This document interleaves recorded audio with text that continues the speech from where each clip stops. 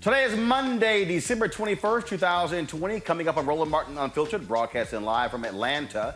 Vice President-elect Kamala Harris, she comes to Georgia to campaign for John Ossoff and Raphael Warnock in Columbus, Georgia. We were there, and we'll show you what she had to say. In Lamarck, Texas, the police department, they have released body camera footage of the officer who shot and killed a 22-year-old Joshua Feast earlier this month. We'll talk with attorney Ben Crump and Lakeisha Feast, Joshua's mother. Also, a coalition of black pastors in Georgia say Senator Kelly Loeffler's attacks on Raphael Warnock are also attacks on the black church. We'll talk to two of those pastors. President-elect Joe Biden gets his coronavirus vaccine today, and doctors continue their efforts to convince people to do the same. We'll give you the latest on COVID-19. A Dallas couple's cars were set on fire and Trump 2020 was painted on their house. We will share more with you. Plus, recently released body camera footage won by police officers in Boston showed them deliberately running into protesters with their cars. One officer even bragged about it. And a statue of Confederate General Robert E. Lee has been removed from the U.S. Capitol and will be replaced by one honoring a civil rights icon, Barbara Johns. A Kansas City newspaper is apologizing for its racist coverage over the years. A Virginia Beach black man is handcuffed for a crime he had nothing to do with. And Morris Day is here. He has new Christmas music that we'll preview. Yo, it is time to bring the funk on Roland Martin Unfiltered. Let's go.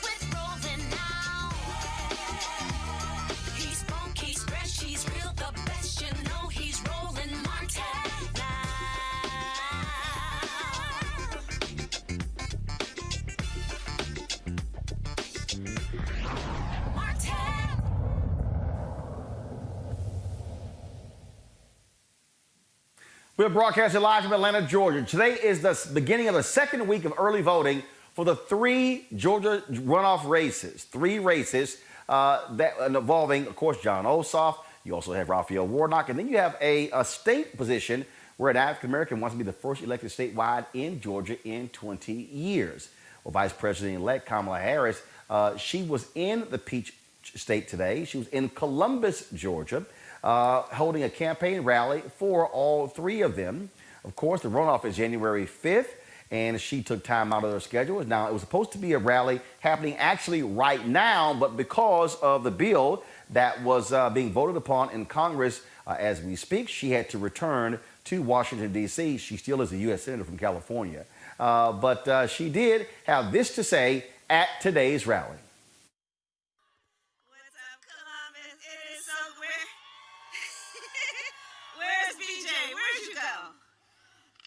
BJ, tell me, can we please give it up for her? So, BJ, I don't know what she doesn't do because she does everything.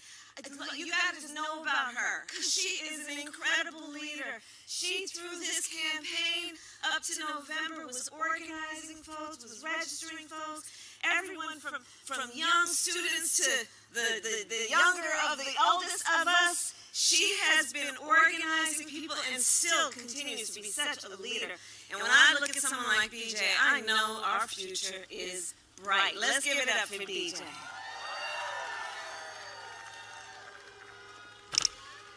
All right, well, it is so good to be back in Georgia. It is so good to be back in Georgia. And I am here first and foremost to thank you all on behalf of Joe Biden and myself for doing what you did in November. Because you did what no one thought could be done. You did what no one thought could be done. And you made a statement not only about who is Georgia, what is the voice of Georgia, what are the priorities of Georgia, what Georgia will not allow to be denied about Georgia, but you also made a statement about who we are as a country. You allowed people around this nation to say, don't ever put us in a box and tell us who we are. We will tell you who we are.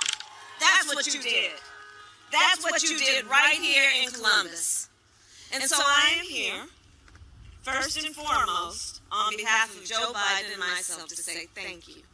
Thank you for what you did. And of course, no good thank you comes without asking for a little bit more. So, January 5th. January 5th. You know, 2020 has been a difficult year.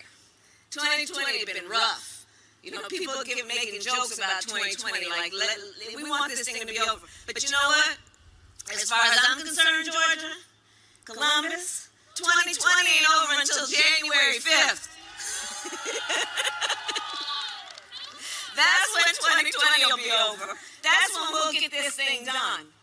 Because as you know, everything is at stake when it comes to the need to elect Reverend Raphael Warnock, to elect John Ossoff, to elect Daniel Blackman. Everything is at stake. Everything that was at stake in November is at stake leading up to January 5th. Look at what's happening right now in this state. We're looking across the country at so much devastation. People who have lost family members, lost time being able to go to work, lost time in terms of our children's education and the days of their education they have missed. There has been so much loss these years, and in particular this year. We're looking here in Georgia at the fact that 1 in 7 families is describing their household as being hungry. We're in the midst of a hunger crisis in America, and it's hitting Georgia hard. 1 in 7 describing hunger in their households. 1 in 6 Georgian families are describing an inability or difficulty to pay rent. 1 in 4 small businesses in Georgia have gone out of business or are about to go out of business. And what we are here to talk about, and why everyone, all the leaders are here right now together, because if you're here, you're a leader, is to say that we will have our voices heard. We will not let anyone silence us. We will speak up about what we need. We will tell you what we want, and we will make it happen through our vote.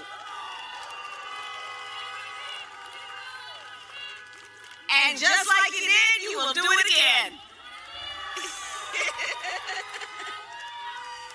And here's the thing, you know, I was here, Joe Biden was here, we were all here together in Georgia before November.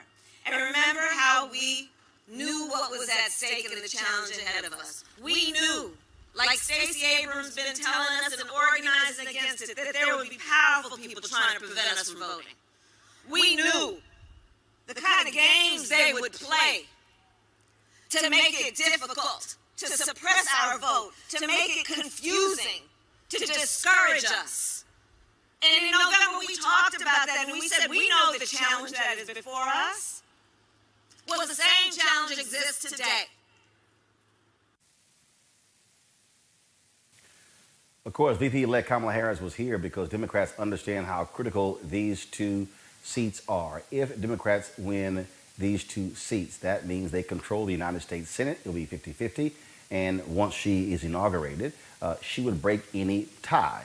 This is also important because it would solidify Georgia as a swing state, a state that is no longer solid red. And so all this is at stake here. And so that's what you're looking at here. Joining us right now on our panel, Dr. Avis Jones-Weaver, political analyst, Mustafa Santiago Ali, former senior advisor for environmental justice, EPA, Julian Malveaux, economist, president, Emera Bennett College. First and foremost, I'll start with you, Avis, and that is when you look at what is happening in this state, it is a changing state. The work that you heard Kamala Harris say, the work that Stacey Abrams and the Fair Fight and others did, registering people, going out there, putting folks on the rolls, the fact that you're seeing significant increased black turnout, Latino turnout, young voters turnout. This is how you change a state. And so they want to constantly have the momentum. Last week, 1.3 million people have already voted in person or via absentee balloting. And so Democrats, they want to win this on the ground. Republicans want to saturate the airwaves. But the reality is there's no more airtime to buy. This is going to come to turnout. And that's why today's rally was so important. And going to a place like Columbus that's not in metro Atlanta, but that has a sizable black population.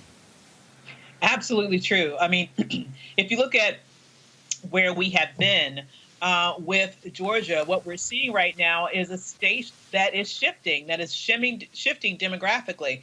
And then you compound that with the just tremendous organizing that's been happening at the grassroots level with, not only Stacey Abrams, but if you look at what LaTosha Brown is doing and others who are based in Georgia all the time, various members from the Black Women's Roundtable, there has been a lot of work that has been put in to give the outcomes that we saw in November. And guess what? They have not let up one iota. They are still out there doing the work to get that turnout because they know that everything that they fought for in November is on the line with this particular runoff. And if anything, they're just doubling down and going even harder so that they can make sure that that turnout is at least at the level that it was for the November election. Hopefully it'll be enough to take them over the finish line. When you look at what is happening in this state, when you look at, again, these critical rural areas, Mustafa, it means going there, spending the time there. We were in Savannah on Friday. We were in Athens on Saturday. The folks at Black Voters Matter, I've been talking to them. They're focused on places that's not Atlanta. They are focused on these rural areas because they want to increase the turnout in these places. Yeah, it's amazing that folks are everywhere, it seems like all the time. And they're actually making sure that they're talking to folks who normally or sometimes actually get, unfortunately, don't get the attention that they deserve. So I know, Daniel Blackman, who's a good friend of mine, that he's always been focused on rural communities. I know Reverend Warnock very similarly understands the value and the power of making sure that you're creating a coalition that touches everyone. So it's exciting to see so many doors continually getting knocked on and making sure everyone know that they are valued, that they're going to be honored by these folks, and that they are needed to make it across the finish line. Julian Malveaux, this is going to be obviously a very, very, very close race. President-elect Joe Biden, he was here in Georgia last week. He was in Metro Atlanta. Of course, Vice President-elect Kamala Harris going out to Columbus. We saw Senator Tim Kaine from Virginia. He has been here. Also, Julian Castro has been here with John Ossoff. And so no word if former President Barack Obama plans to come to Georgia. But Democrats certainly need to pull out all of their guns in order to combat Republicans. They are the incumbents, Kelly Loeffler and David Perdue. And so, so the question is, I doubt, there's no word whether Bill Clinton or Hillary Clinton or others are going to come here. But again, they have to pull out all of the stops to make sure to get their folks out in order to win. Roland, you're absolutely right. And Mustafa is right about the whole issue of where people are going. Jamie Harrison in South Carolina has a pact that talks about I forget the name of it. It's like the end of the road pact. But it's people who have never been touched by political figures. So they feel completely alienated. So going to Savannah, going to rural Georgia, that makes a lot of sense. I'm not so sure, to be honest with you, how much sense it makes to bring an Obama or a Clinton in when you have that Barbie lookalike running around talking about radical socialism, etc., because we don't want to alienate those who are on the fence. I think it would be great, especially if President Obama would come. But I also there's nobody on the fence. Julian, there's nobody on the fence. Nobody's on the fence. This is not an on the fence election. They've decided. The issue is you got to get them out. And so bringing in, and Obama brings cameras, brings attention. You got to get people excited and get them out. Nobody is like, there are no undecideds in Georgia. But Roland, seriously, okay, getting them out is one thing, but who are you getting out? Bringing an Obama in, does that bring the crazy, you know your word, crazy, you know what, white people out?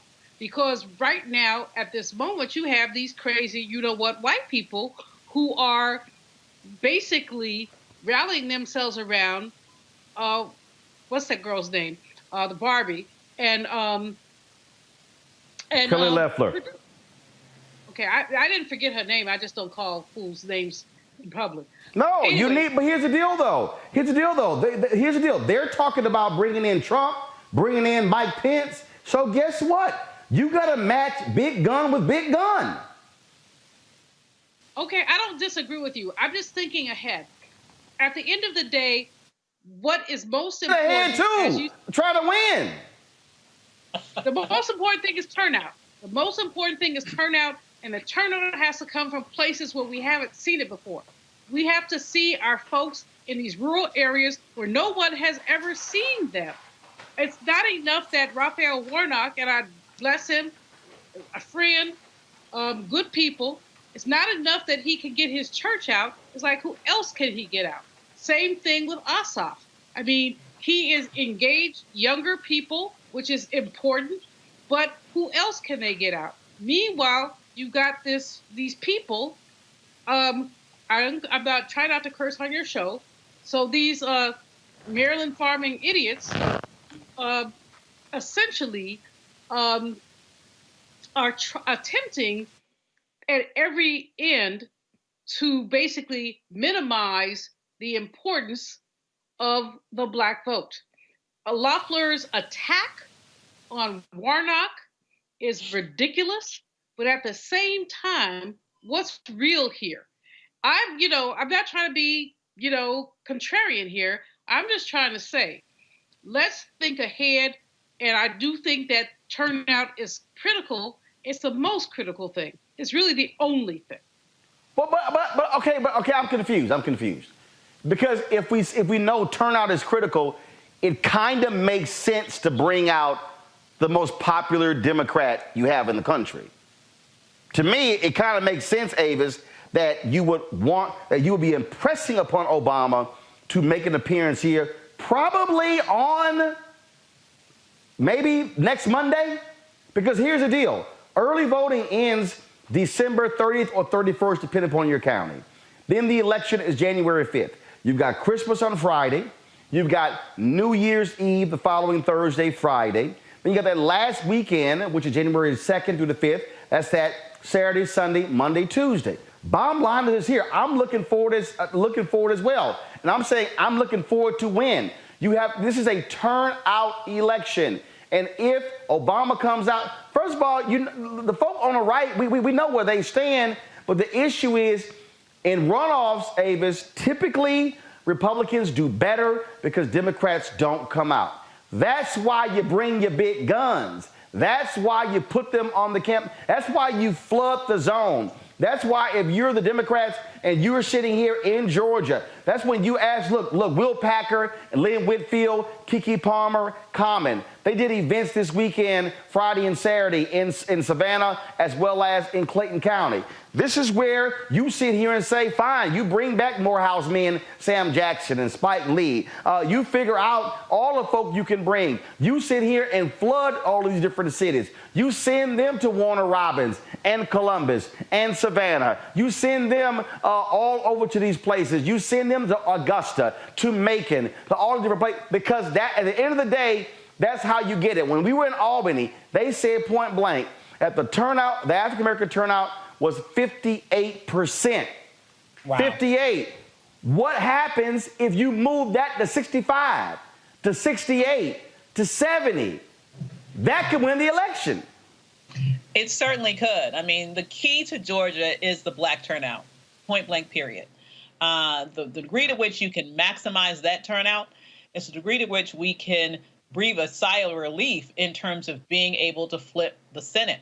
And I happen to agree. You want to be able to pull out all your guns. Now, I would happen to think that if you ask me, the most popular Democrat in America is actually Michelle Obama. But I don't believe she's made it plain that she is not a huge fan of politics. She ain't campaigning. First of all, exactly. Remember, Michelle Obama did nothing in person leading up to November 3rd. You're right. She did no events. Videos. Virtual, exactly. But she did no rallies. Exactly. She did no rallies. She did 2 videos that I thought were very compelling. I'd love to see her do that again.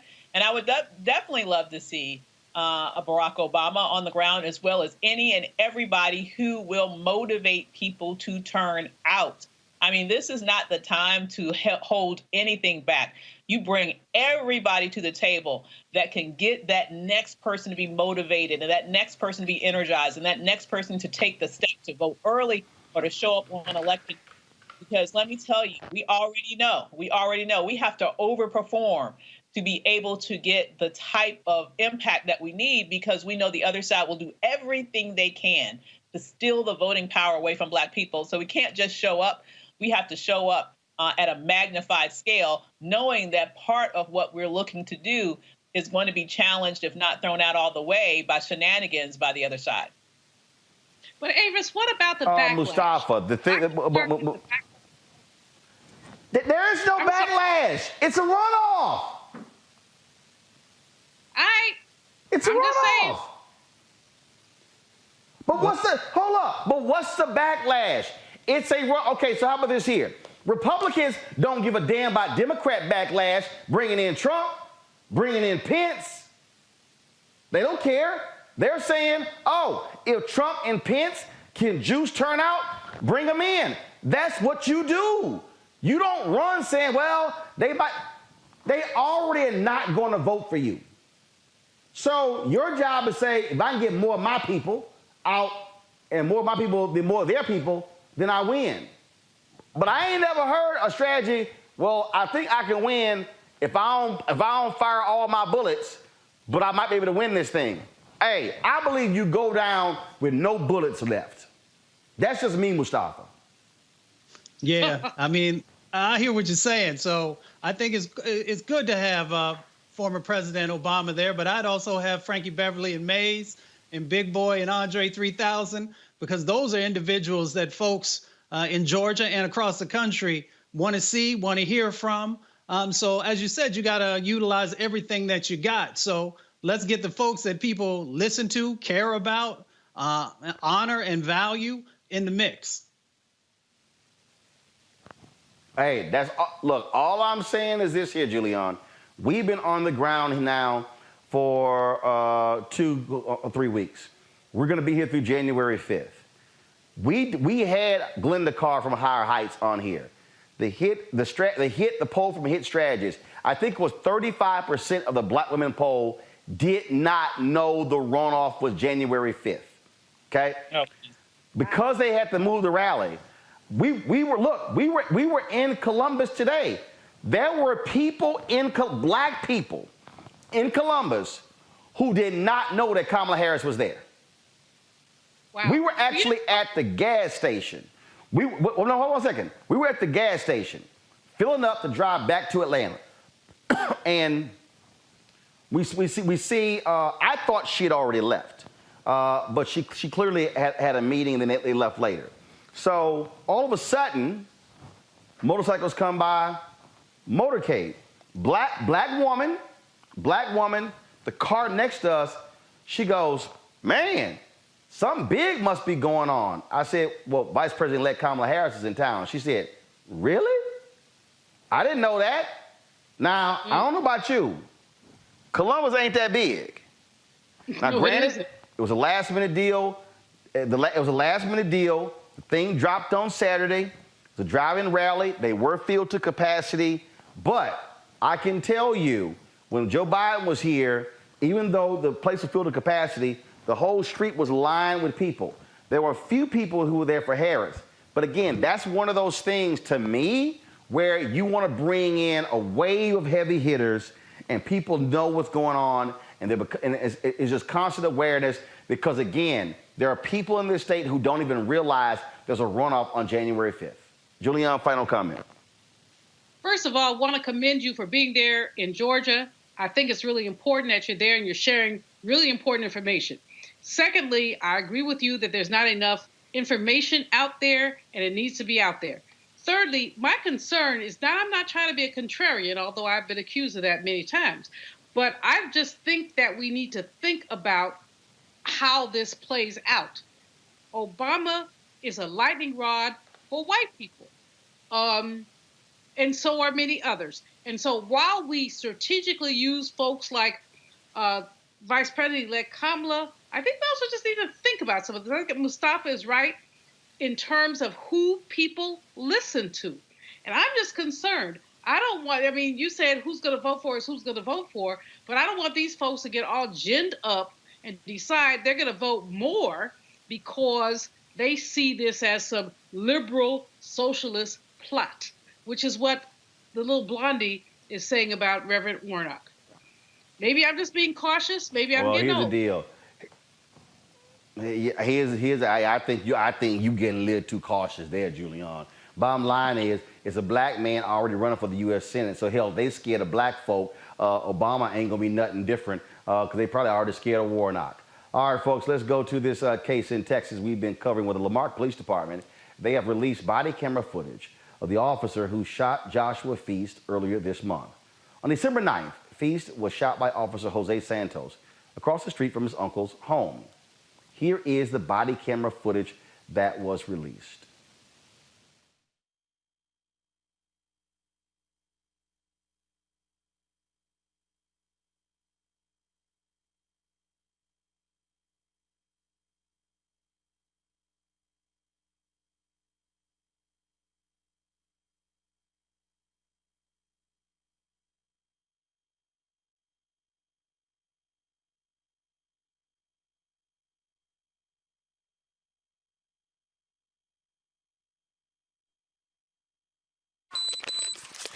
Thousand block of Purtle, send me units now.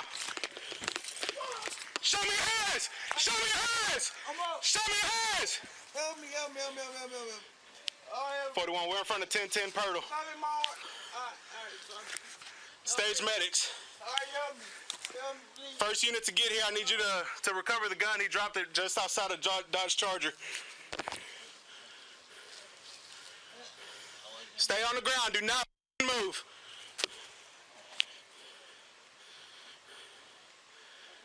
Put your arms out to the side, Josh. Josh, put your arms out to the side.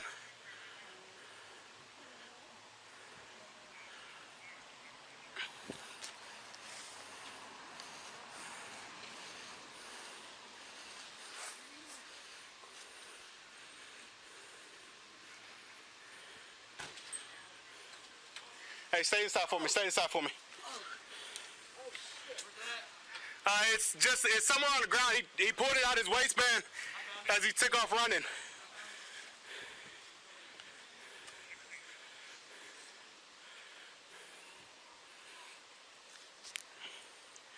(4113), you copy traffic?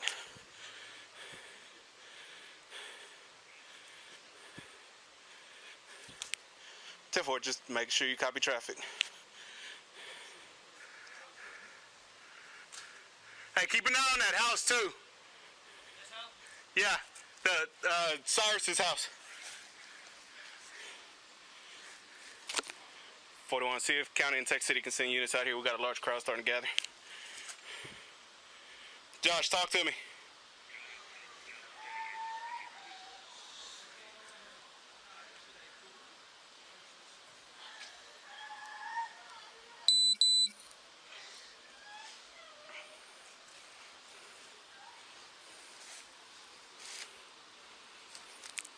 On log that 34 had to pick up the gun because we got a large crowd.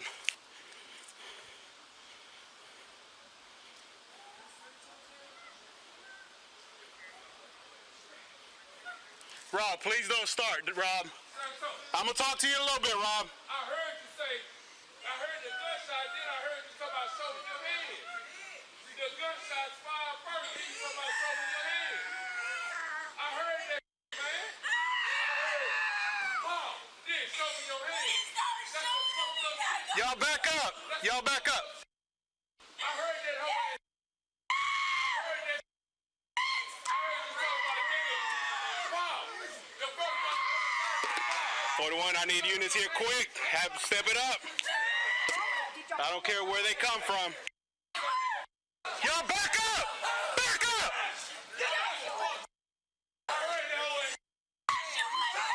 Hey, first unit comes up, get that the guy in the white do-rag. Rob, he's the one instigating everything.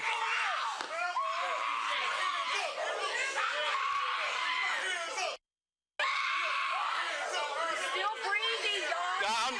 I can't get... Rob! Hey! Rob! Rob, I can't get medics here till y'all stop.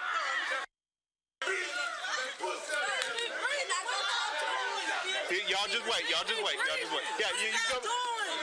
You see this? I can't get medics over here till we get this figured out. He pulled out a gun. He got a couple felony warrants. He pulled a gun on me.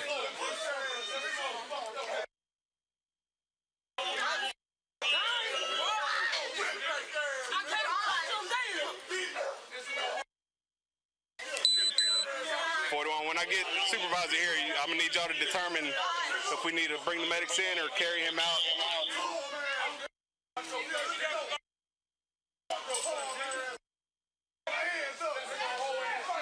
All right, let's put him in cuffs.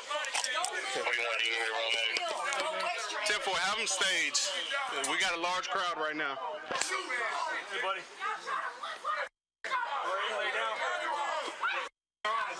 I can't hear what you're saying. I got a lot of screaming. Investigators say Feast was a person of interest and possibly connected to the recent shootings in the area. Now, according to Feast's uncle, the 22-year-old was outside talking to the mother of his child. That's when Officer Santos was driving down the street and made a U-turn.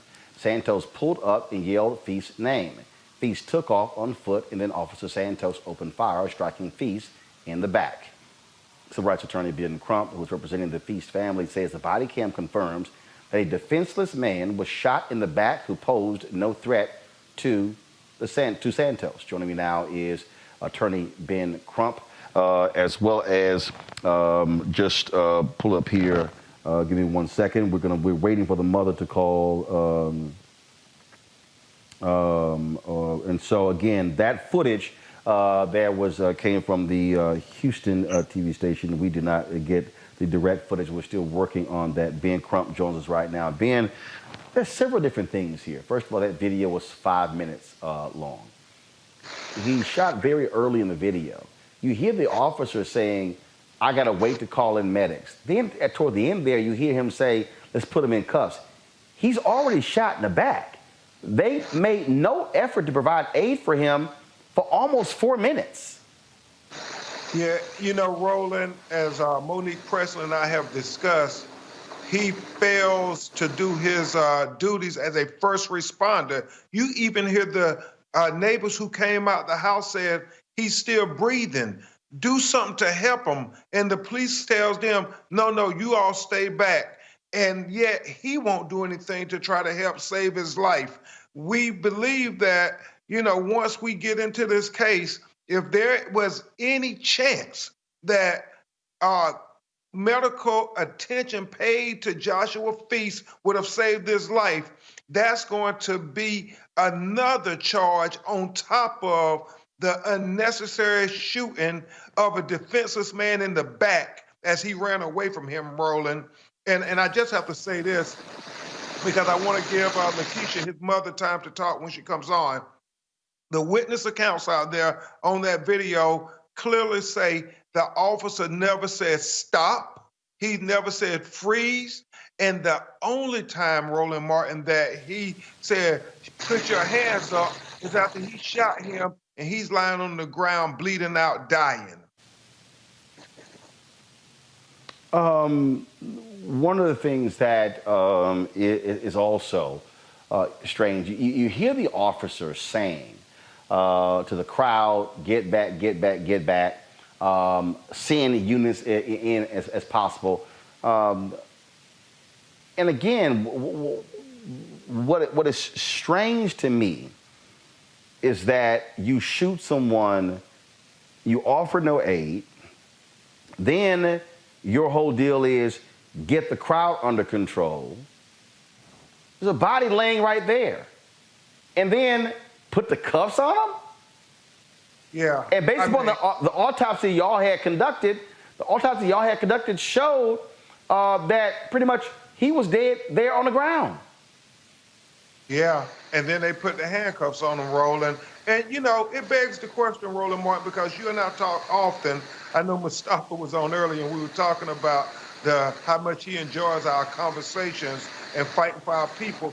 Think about this, just opposed to Kyle Rittenhouse, the young white man in Kenosha, Wisconsin, who shot 3 people, killing 2 of them, and had an assault weapon around his neck walking towards the police. And they did not see him as a threat. Nobody attempted to arrest him. Nobody shot him in the back. Nobody killed him. But yet, a black man running away from you, who you claim has dropped the weapon, based on your own testimony, why shoot?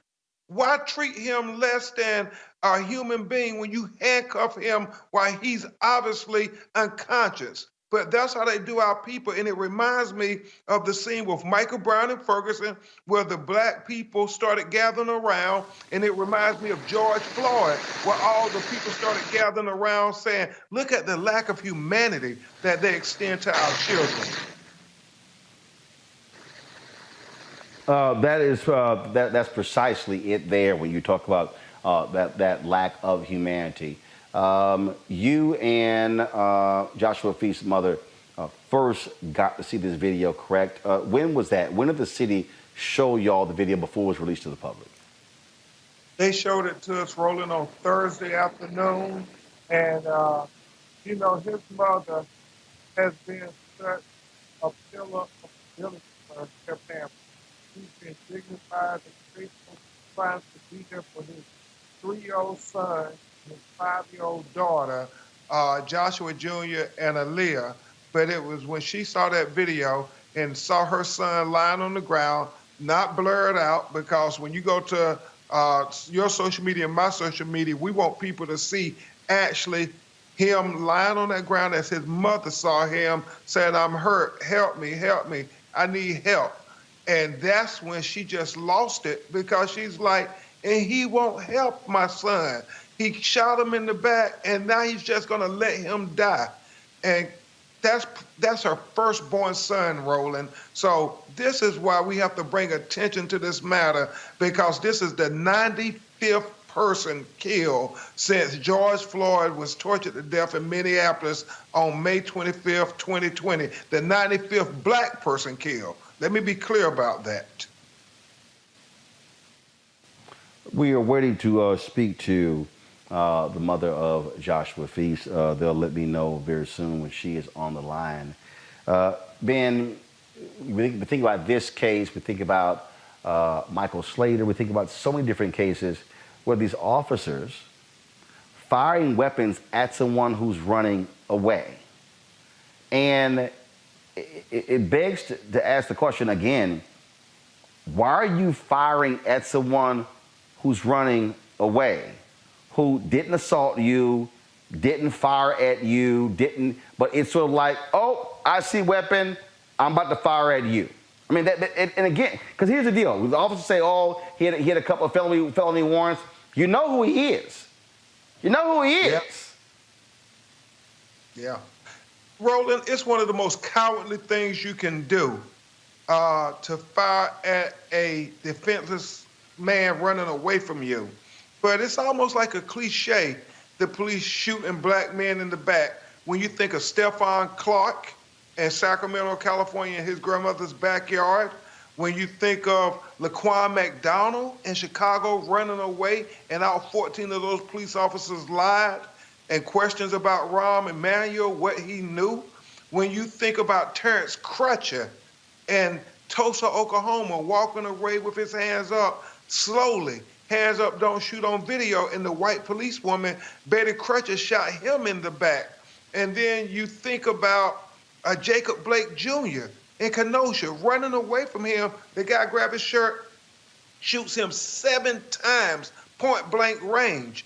And as Monique and I were talking about it, and then we look at Joshua Feast, and as Monique broke down to me so eloquently, you know, she's one of your panelists. Monique Presley is brilliant, and I know this is your hometown, so it's really personal to you and her. But it is this whole notion of them lying about it or attempting to lie about it. The sheriff said his investigators said that Joshua Feast pointed the gun at him and was coming towards him, and now they had to walk that back. And now they're just trying to say, oh, well, he pulled a gun on me. But I believe once the witness accounts are documented, they're going to have to walk that back because there were a lot of witnesses out there. And they say Joshua Feast never, ever pointed any weapon at this police officer. He did what most black people do when the police confront them. You try to get away from the police. But that's it. But it's the lying. It's the lying. This to me sounds just like Laquan McDonald. When they lied, the cop said, oh, Laquan McDonald was charging at the cop. And then the videotape that Rahm Emanuel tried to suppress until it was released showed exactly what happened. He was not coming forward. It was a flat out lie. And this is what I also keep saying. When these cops lie in these statements, that should be automatic termination. Exactly, Roland. And I don't even understand how this particular officer, Jose Santos, even has a job now. Because when you look at what he did in 2013 to an unarmed black man, Reginald Davis, how they kicked him and stomped him and hit him and put his head underwater in Galveston, Texas, when he was with the Galveston Police Department, it begs the question. But it leads us to a larger conversation, Roland Martin. And you're the perfect person to have this conversation with your political acumen.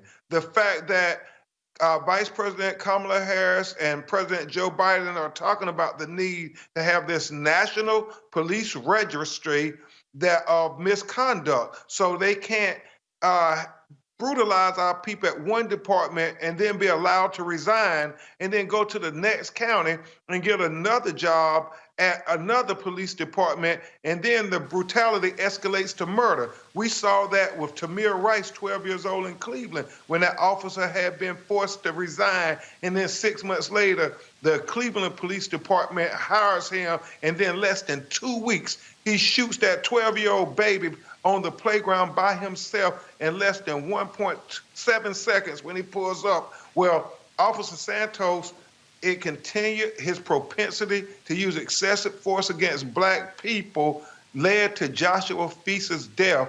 And Joshua Feast should be here this Christmas with his 3-year-old son, Joshua Jr., and his 5-year-old daughter, Alea. But yet, because this officer was allowed to keep his badge and gun after his conduct had been condoned, and it was heinous how they beat that brother up in 2013. But yet we see what happens when you don't condemn that behavior. It leads to our children being killed. Looks like we're having some difficulty reaching Lakeisha Feast. So hopefully we'll be able to get her on the show tomorrow. Ben, we certainly appreciate you joining us, sharing this information with us. It's a story that we certainly are going to continue to cover. And again, and to your point, George Floyd was murdered Memorial Day in May of 2020. And we continue to see these actions take place by police departments, which shows you why you need the George Floyd Justice Act on the federal level, which shows you why you need to deal with qualified immunity, which shows you why you need to have counties and cities also changing policies. This battle, people can get mad with the slogan of defund the police, but as you said, 95 people, 95 families, 95 African Americans have, since George Floyd's death. Repeat that again, Ben, for people. I want it to sink in, especially for the people who talk about defund the police. What you said, the number 95. Since May 25th, 2020, practically June, within a 6-month time span, 95 African Americans have been killed by the police during a pandemic, Roland Martin, during the time we all supposed to be shut down. Everything seems to have shut down in America except racism and discrimination as it relates to Black people having confrontations with police. And that's what the issue is. And that's why we have to have the Biden administration address this matter in their first 100 days. We cannot wait on this because look how many children we lost in just these last 150 days. Absolutely sad. Ben Crump, we certainly appreciate it. Thank you so very much for joining us, sir. Thank you, Roland.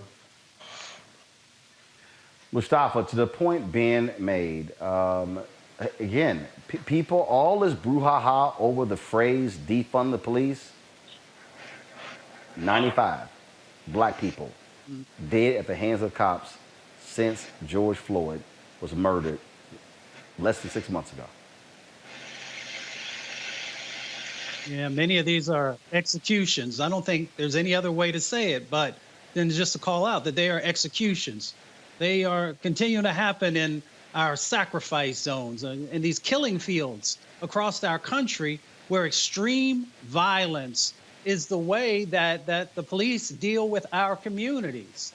And we have to continue to push back against this. We got to make sure there's a Department of Justice that actually is going to hold these police departments accountable when these types of acts happen. And as Ben said, we need to stop just moving police officers, bad police officers, around to different police departments when they get in trouble or they get let go by one of them. And that's the only way this dynamic is ever going to change. We got to make sure no longer having folks who should not be officers being officers. And two, we got to stop dehumanizing and allowing these areas, these Black and brown communities, to be killing fields. This is why, Julian, when we talk about how do you impact systemic change? Actually, I'll go to Avis. This is why, Avis, we cannot pull back. This is why it has to be constant, sustained pressure and advocacy, because this system has shown itself that it'll tolerate a few protests. It'll tolerate a few months of upheaval. But the intensity of the protests in the aftermath of the George Floyd death should be the same or greater in December as it was in May. Yeah, it's just disturbing to see this continuation. And I would argue that the focus needs to be on demilitarizing the police, because what you are seeing right here is a culture that sees the people that they are sworn to protect and defend as actually the enemy. They are treating Black people as if we are an enemy, and their whole job is to run up on us and kill us. Like it's a killing field, like it is a wartime situation. So to me, that is a focus not just on the armament that police departments have, but also on the mentality that is rampant through their culture. I'd also say that this specifically, to me, once again, shows how important these Georgia elections are. We just cannot reiterate that enough in terms of taking control of the Senate, because we saw that there was, in fact, a Justice and Policing Act that had passed the House that Mitch McConnell recently killed. That within that law, one of the many things that it had included was specifically a provision to create an accounting, a role, a database of police officers who had engaged in violent activities in one jurisdiction, so that would preclude them from going to another jurisdiction and getting rehired. Exactly the situation that happened here. And the reason why that is not law is because we had a Republican controlling the Senate and a Republican in the White House. Listen, having a Biden-Harris administration with a Democratic House but still a Republican Senate is not going to be enough to create the type of massive change that we need in terms of legislation that would prevent things like this from happening in the future. Mm-hmm. All right, folks, got to go to a break. We come back. We're going to talk about the Georgia Senate runoff race, where black pastors are making it clear to Kelly Loeffler, back up when it comes to your attacks on the black church. We'll also talk about a Boston cop caught on body camera footage admitting and laughing about running over protesters. That's next. Roland Martin Unfiltered, broadcasting live from Atlanta, Georgia. We'll be back in a moment. Trump can show up and say anything, and they can just go, oh, yeah. And the African-American community was great to us. They didn't vote. You know, he just called you stupid. Did you hear that? But he's for us. Really? And they were just regurgitating the things that they had heard on a radio or in the barbershop or something that somebody had told them. They hadn't thought about it. Democracy is in danger because people don't know how to think. I'm done with trying to convince people to try to vote for their, for their life. You have to run for your life. I'm gonna go try to get people who are open to it and lead them. I'm done with hope. Fuck hope. Bye. Daring to demand the right to vote for black Americans. In Selma, Alabama, 55 years ago, John Lewis was nearly killed as he and hundreds marched across this bridge. That movement's courage secured the Civil Rights Act and the Voting Rights Act. But the promise of equal justice in America remains unfulfilled. So together we'll fight for a new Civil Rights Act and a new Voting Rights Act to ensure equal justice for all, no matter the color of our skin, to end racial profiling and police brutality, and to stop anyone from suppressing the sacred right to vote. Congressman Lewis gave me my first job. He instilled in me the conviction to fight for justice. He said to never give in, never give up, keep the faith, and keep our eyes on the prize. I'm John Ossoff. I approve this message. Too many people struggled, suffered, and died to make it possible for every American to exercise their right to vote. There's a lot of stuff to do this time of year. Get the tree. Done. Hang the lights. Not yet. Wrap presents. Check. But this year, there's one extra thing to do. Vote. That's right. Early voting starts December 14th, so make voting part of your holiday plans. It'll probably take you less time than it'll take me to do this. I'm Raphael Warnock, and I approve this message. We learned early in Sunday school that thou shalt not steal, thou shalt not bear false witness, thou shalt not have no other gods before me. Raphael Warnock's opponent seems to have forgotten these basic Sunday school lessons. Her gods of greed, her lies about Pastor Warnock, and her shady Wall Street practices are evidence of this. And on January the 5th, let's bear witness that greed, lies, and shady dealings don't represent Georgia. Let's send Raphael Warnock to the U.S. Senate to fight for the least of these and not Wall Street billionaires.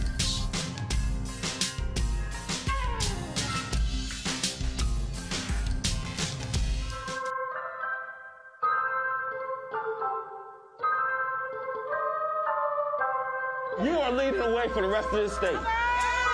And we believe that this state is on the verge of shocking the entire country.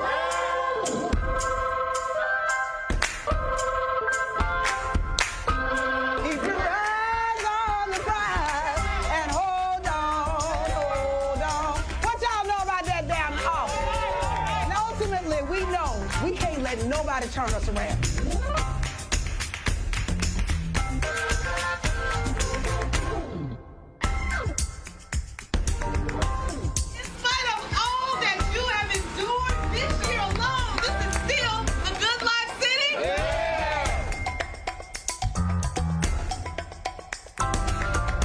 If it turns out that the Senate is hinging on one seat, and there's only one race left,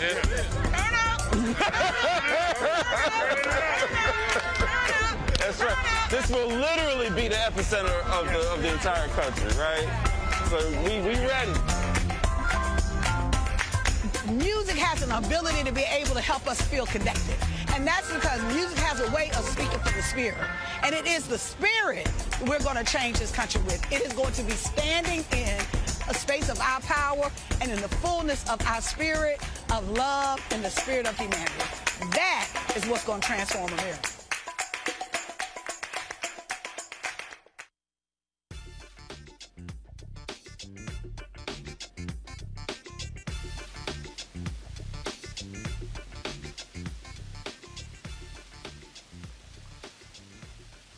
In an open letter published on Saturday, dozens of black church leaders from Georgia ordered or demanded Senator Kelly Loeffler to cease and desist her false characterizations of Reverend Dr. Raphael Warnock. The various pastors, the Ministerial Alliance, believe Loeffler's claims that Warnock is radical and a socialist are baseless and a broader attack against the black church and Warnock's faith. Loeffler called Warnock a radical liberal 13 times during their debate on December 6th and has criticized the pastor in ads for his association with Reverend Dr. Jeremiah Wright. Now, Loeffler responded to the letter and Warnock on Twitter by saying, quote, "No one attacked the black church. We simply exposed your record in your own words." Joining us right now is Reverend Darrell Winston of Darrell Winston Ministries and Bishop Carl McRae of Exousia Lighthouse International Christian Ministries. Is that correct? I think I pronounced it right. That is correct. All right, then. First of all, let me start with you, Reverend Winston. This letter, very strong language, highly critical of Kelly Loeffler, also by saying, ripping her for her comments about Black Lives Matter, saying she's been quiet about the Proud Boys. Absolutely. Absolutely. The sheer hypocrisy, taking a page from Trumpism, where they think that they could say anything to spew lies and deceit, and thinking that we should just take it lying down. And we're saying to her in no uncertain term, as my grandmother and the elders used to say, growing up, you're a lie and the truth is not in you. The thing that we're seeing, Bishop McRae, again, Republicans love to talk about faith. They appeal to white conservative evangelicals. They said that folks should not question the faith of Amy Coney Barrett when she was nominated to the Supreme Court, yet they have no problem questioning the faith of Pastor Raphael Warnock. That is exactly what they said, Brother Roland. They, the cognitive dissonance in that lot, and I do want to say all of them, is amazing to me. That they can stand in judgment of and parse every word uttered by this pastor even 15, 20 years ago. And then to, in her own voice, call what, if anyone were to question the spiritual bona fides of Amy Coney Barrett, she called it disgusting. And that yet she turns around and robotically, repeatedly attacks Reverend Warnock and expect us to let that go unanswered. I don't know what planet she's existed in, but the time has come where we will push back at full-throated at the lies that they hurl and expect them to somehow manifest as truth. We know Scripture. We know our relationship with God. We know the prophetic tradition of Jesus Christ. And we understand that they have co-opted Christianity, but we're taking it back. We're taking it back. The thing that's also interesting here, Reverend Winston, the thing that's very interesting here when we look at what is going on in this race, when the fact that Kelly Loeffler, one of her first appearances after she replaced Johnny Isaacson, was going to Ebenezer Baptist Church for MLK Day celebration. So, and it's like, so you thought it was so radical, yet you showed up. And I was there. She was glad to be in the number, or she acted as if she was just glad to be in the mix. And in fact, she spoke and she was very gracious, and she even remarked that She looked forward to coming back again. And so we know then that they are taking this bread and butter play from the late Lee Atwater, who got his from Nixon, the whole Nixonian playbook, to stroke the fear in their voting bloc, this fear-mongering, sheer racism. But we detest the mockery. And to make mockery, we know that the Euro-American churches and white evangelicals have long expressed their disdain for the African-American congregations and despise and prophetic preaching. I told them this morning, we forget that when Dr. King spoke out against the Vietnam War at Riverside in 1967, he was persona non grata.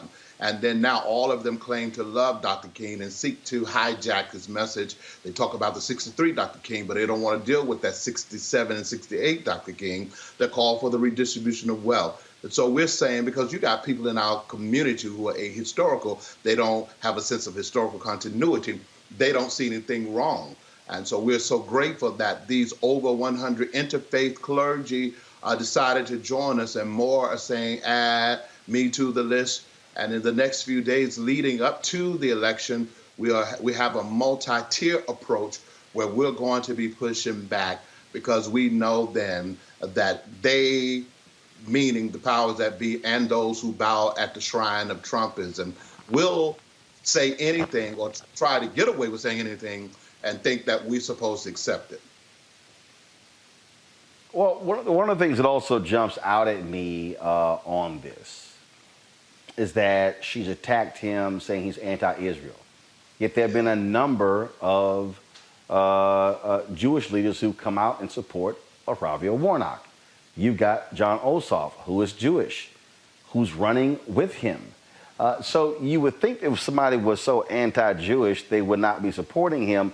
But again, what people need to understand, when white conservatives say he's anti-Jewish, they really are appealing to those white conservative evangelicals who hold this very lofty view, this biblical view of Israel.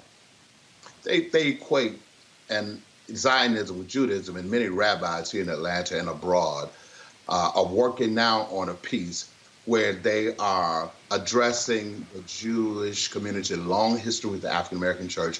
One of my favorite, Rabbi Joshua Heschel, who Dr. King marched with, and other rabbis were right there in the midst. So Ebenezer and Warnock has maintained a long history of working in the Jewish community. The services are often interfaith in terms of the commemorative services that the King Center runs there, but there are many different, for instances, Warnocks and the good people of Ebenezer interface and interacting with the Jewish community. And as you know, as of late, there has been this whole push toward silencing and muzzling prophetic preaching that, of course, is concerned not just with redemption from personal sins, but addressing, as Jesus did, those oppressive conditions caused by man. So we ought to be able to say, all Palestinian lives matter. As preachers of the gospel, Cuban lives matters, and lives in the Congo matters. For them to seek to check the preacher is an attempt to do what they wasn't able to do in times past, but they think that they can now push us into a corner where we just sit down and preach an otherworldly by and by when we die message, so that we can become enablers of systemic evil that they perpetuate on a daily basis. Well, I certainly hope that folks in Georgia are going to respond in kind to what is happening by turning out at the polls.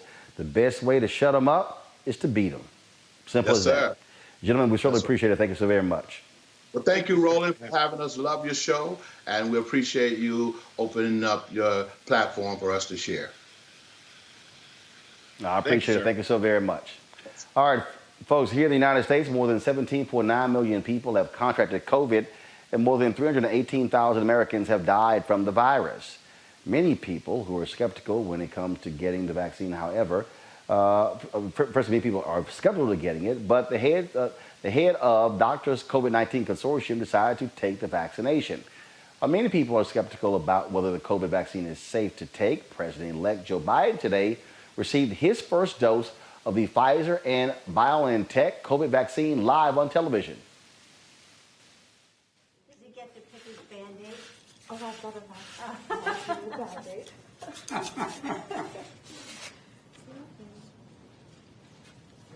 I'm ready. Okay. Got it up higher? All right. Would you like me to count to 3? No, you just go ahead anytime you're ready.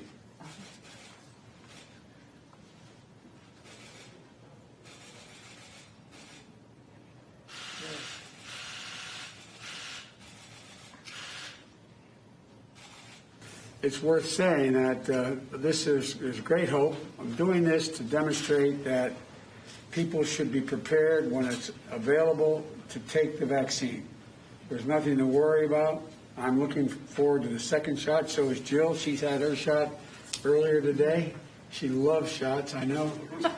In the meantime, I know I don't want to sound like a sour note here, but I hope people listen to all the experts and the Dr. Fauci's on, talking about the need to wear masks during this Christmas and New Year's holidays, wear masks, socially distance, and if you don't have to travel, don't travel. Don't travel. It's really important because we're still in the thick of this. It's one thing to have the vaccine show up at a hospital. There's another thing to get the vaccine from that vial into a needle, into an arm. And there's millions of people out there that are going to need this. Mustafa, we saw there where President-elect Joe Biden taking the shot. Look, you ain't going to see Donald Trump sitting his ass down taking the shot, even though he actually contracted coronavirus, because he doesn't care about actually leading by example. What he chose to do is to be stuck on stupid. You've had these White House Christmas parties packed with people, and guess what? There have been people coming home testing positive for COVID-19. You got to be dumb as hell to go to the White House for anything with COVID, with that place being a major spreader of COVID-19. Well, we should just call out the fact that the White House is a petri dish. If you go in there, you know you're probably going to end up getting something that is not going to be helpful to your body. I really appreciate President-elect Biden for his leadership.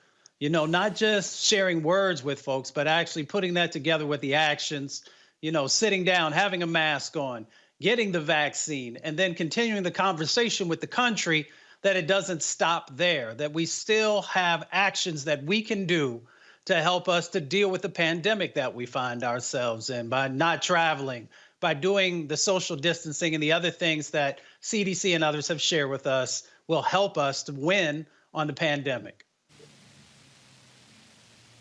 Julian, it's not that actually hard to lead, but you kind of got to want to. And what we have here is a petulant child who is so angry and upset that he lost, that he just simply can't help himself, just whine and complain. And that's what we're seeing from Donald Trump. And frankly, according to White House aides with various reports, he's just said, what the hell? He doesn't care about coronavirus, doesn't care about the response. He's just mad and ticked off and is sitting here just on Twitter because he lost. That's what, he's literally acting like a spoiled brat. Actually, Roland, you are giving spoiled brats a bad name. This man is a 70-some-year-old overweight child who, if you could just picture him laying on his back with his feet kicking because angry that he lost. But that's not the point here when we have 315,000 Americans who have perished because of coronavirus. When he continues to have rallies, to have parties, or to have his people have parties, to do all of that, it's an absurdity that we cannot fathom, because really what he essentially seems to be trying to do is to basically salt the earth so that when President-elect Biden comes in, he has an even greater burden to deal with.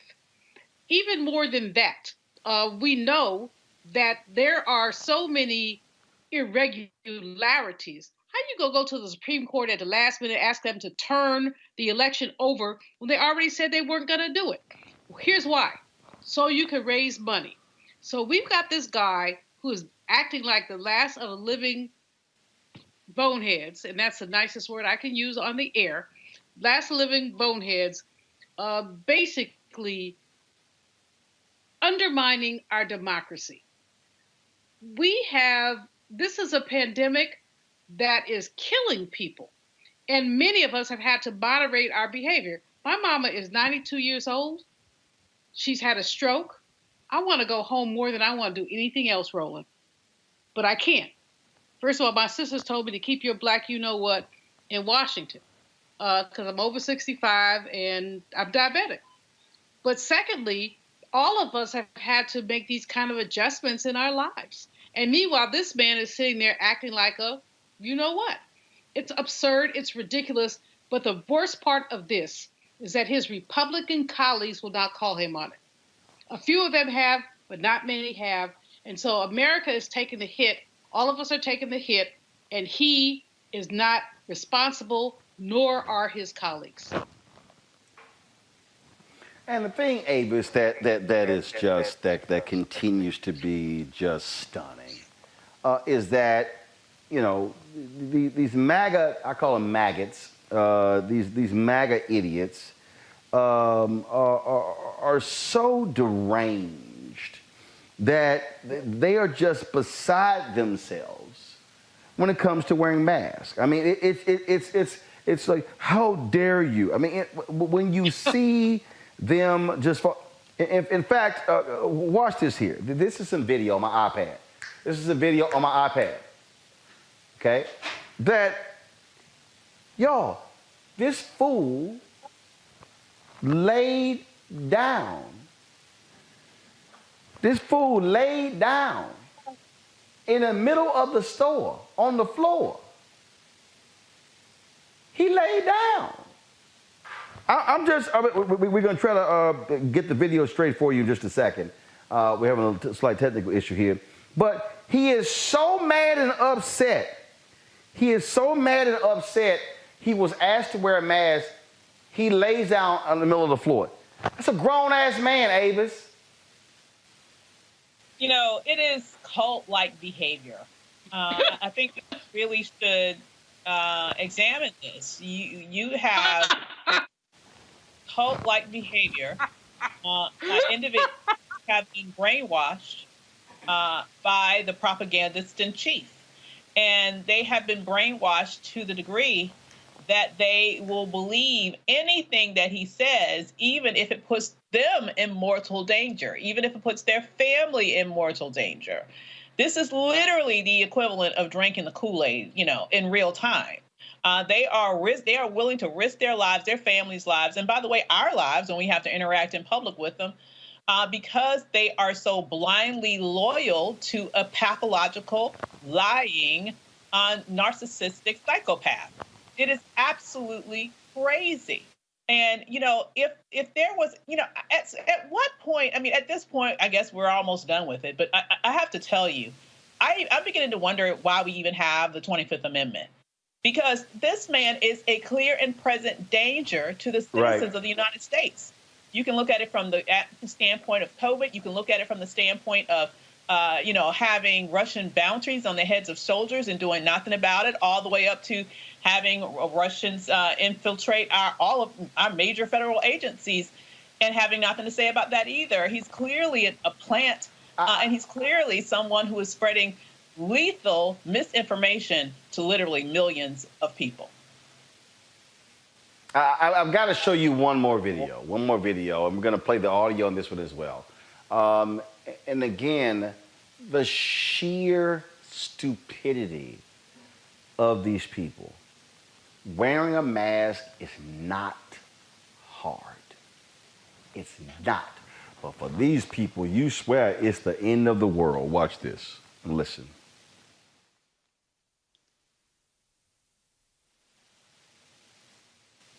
That is not a law. That is not a law. Step away. Back the fuck up from me. Why are you so close? You can't break illegal removal. Why Are you supposed to leave the store now? What? What are you going to do? What? This is all for you people. Out. What? You no longer belong here. What? You do not belong in this store. What do you mean? What? Step away from me. Step away from me. I'm not regulation. It's a regulation. This is a public establishment. I am a customer.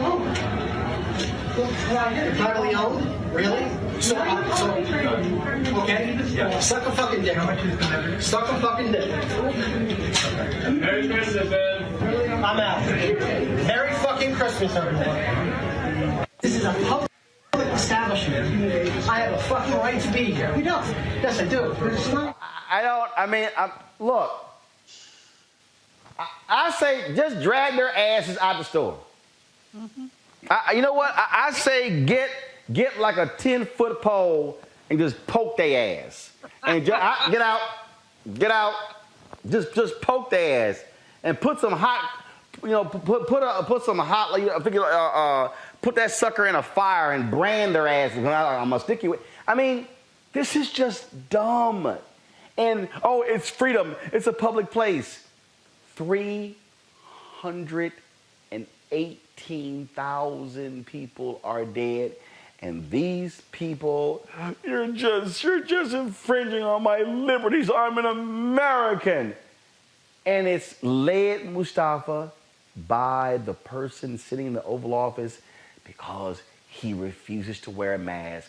He refuses to abide by any rules, and they are emboldened by his stupidity. And so I'm of the opinion, hey, if y'all want to follow his dumb ass and y'all get COVID and die, go right ahead.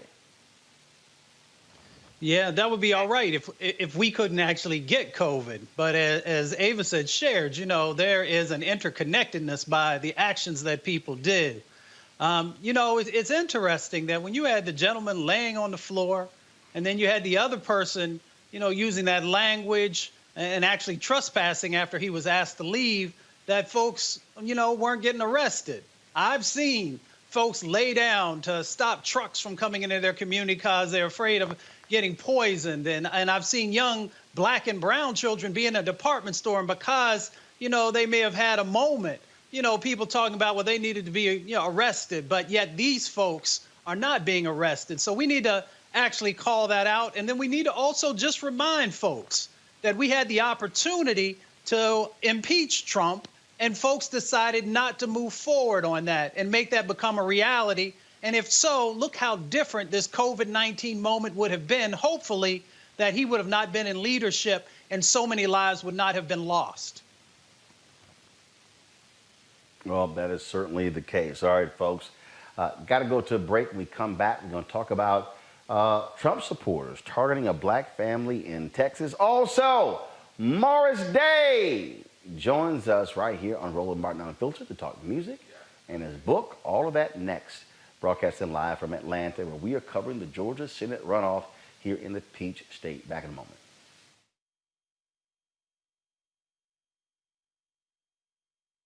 You wouldn't have so many people trying so hard to stop you from voting. There is some value there. But even when you talk about that people are not paying attention to your issues, I can't pay attention to your issues if I don't even know you there. And the only reason people are going to know you there is when you show up to the polls and vote. That's when that power manifests itself. But as long as you stay home, as long as you're making excuses, then guess what? You will always experience these issues that we're experiencing today. And another thing, don't get caught up in the candidates, right? There's no such thing as a perfect candidate, but you should be going to vote for the most important person, and that is you and the one you love. You talk about you'll fight for the one you love. You're willing to die for the one you love. You need to ask yourself, are you willing to vote for the one you love?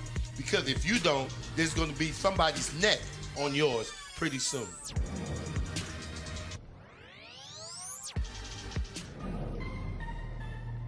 There are a lot of folks out here who don't want you to vote. And they're doing everything to keep you from voting because they don't want you to have power. They don't want you to have the money. They don't want you to have the resources to have a decent quality of life. And those are some of the people who are living in the best styles with the most money in this country. So if you don't want to have them continue to tell you what you can't have, you better get out here and vote.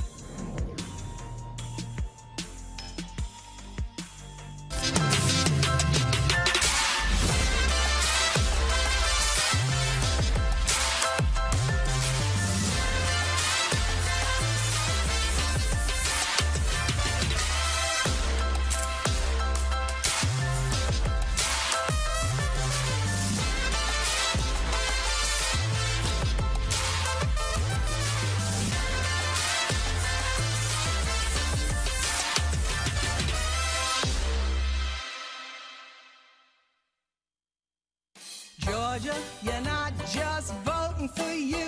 No, you're voting for me too. Georgia, I got you on my mind. You have got a chance today to keep the U in USA. Oh, Georgia, say, can you see? You could save my democracy. Oh, Georgia, you're not just voting for you. No, you're voting for me too. Georgia, you're not just voting for you. No, you're voting for me too. I know you gotta be tired of washing hands and wearing masks, but you could save the planet's ass. Oh, Georgia, we're all waiting to see if you've left the Confederacy. Well, welcome to the 21st century. No, you're voting for me too. You could sit around and mope and say, oh, what's the difference? Or you could just get out and vote. Just 2 senators in blue. Georgia, you know what to do. Georgia, you're not just voting for you. No, you're voting for me too. No, Georgia, put love back in the world. Who better than a fine Southern girl? Well, Georgia, come on and give it a whirl, 'cause you're voting for me too. Yes, you're voting for me too. Make January 5th a belated Christmas gift. Georgia, you know what to do. QAnon conspiracies, vote that crap away from me. Georgia, you know what to do. Georgia.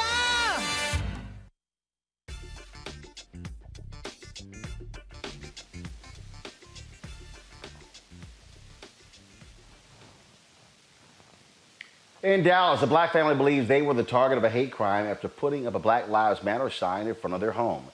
Jayla Gibson and Charles Crawford say they woke up to one of the cars engulfed in flames and the message Trump 20 spray painted on their garage. Their BLM sign was also vandalized. The Little Elm Police Department and federal authorities are investigating to see whether this was indeed a hate crime. All right, folks, one of America's greatest racists will no longer be honored in the U.S. Capitol. Virginia Governor Ralph Northam announced that Virginia's statue of Confederate General Robert E. Lee was removed overnight from the United States Capitol. The Confederate statue will be removed to the Virginia Museum of History and Culture in Richmond and will be replaced with a statue of civil rights icon Barbara Rose Johns. Johns is a historical figure who fought school segregation in 1951 when she was only 16 years old. She led a walkout protesting inferior conditions at Robert Russa Motion High School, which was an all-black school in Farmville, Virginia. This is the video. This is the folks. Let me know if y'all have the video. The video that was shot. Tim Kaine. Go ahead and pull the audio up, please.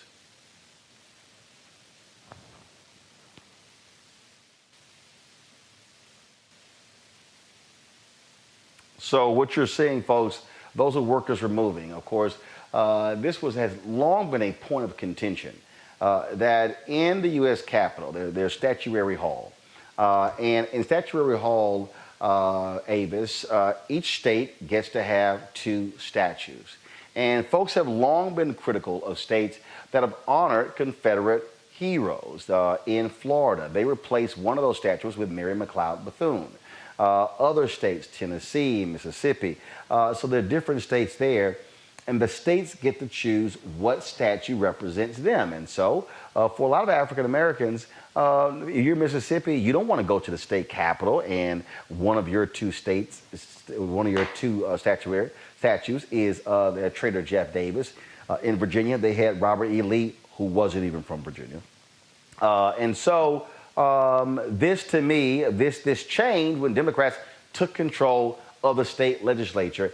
That, again, shows the power of voting when you put the folks you want in office who can make these sort of changes. And I know somebody will say, oh, this is just all cosmetic.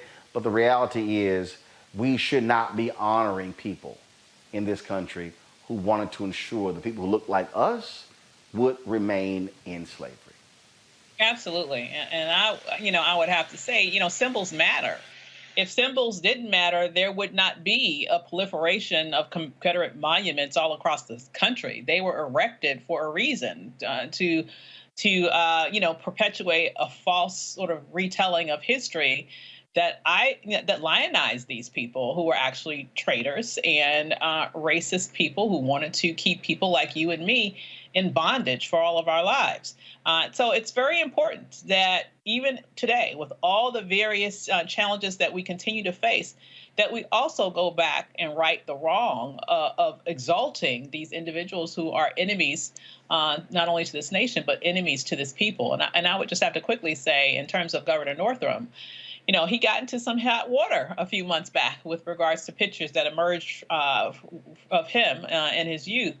But I have to say, since then, he has definitely been moving forward in a direction that I have been, pleasantly surprised with. And this is just another example of work that I'm happy that was done, because it's no reason why we should have a Robert E. Lee in the Capitol building in any way, shape, or form connected to the state of Virginia or this nation as a whole. When we talk about looking back on history and acknowledging a racist past, that's what the Kansas City Star did. They are apologizing for decades of racist coverage of African Americans in Kansas City, Missouri.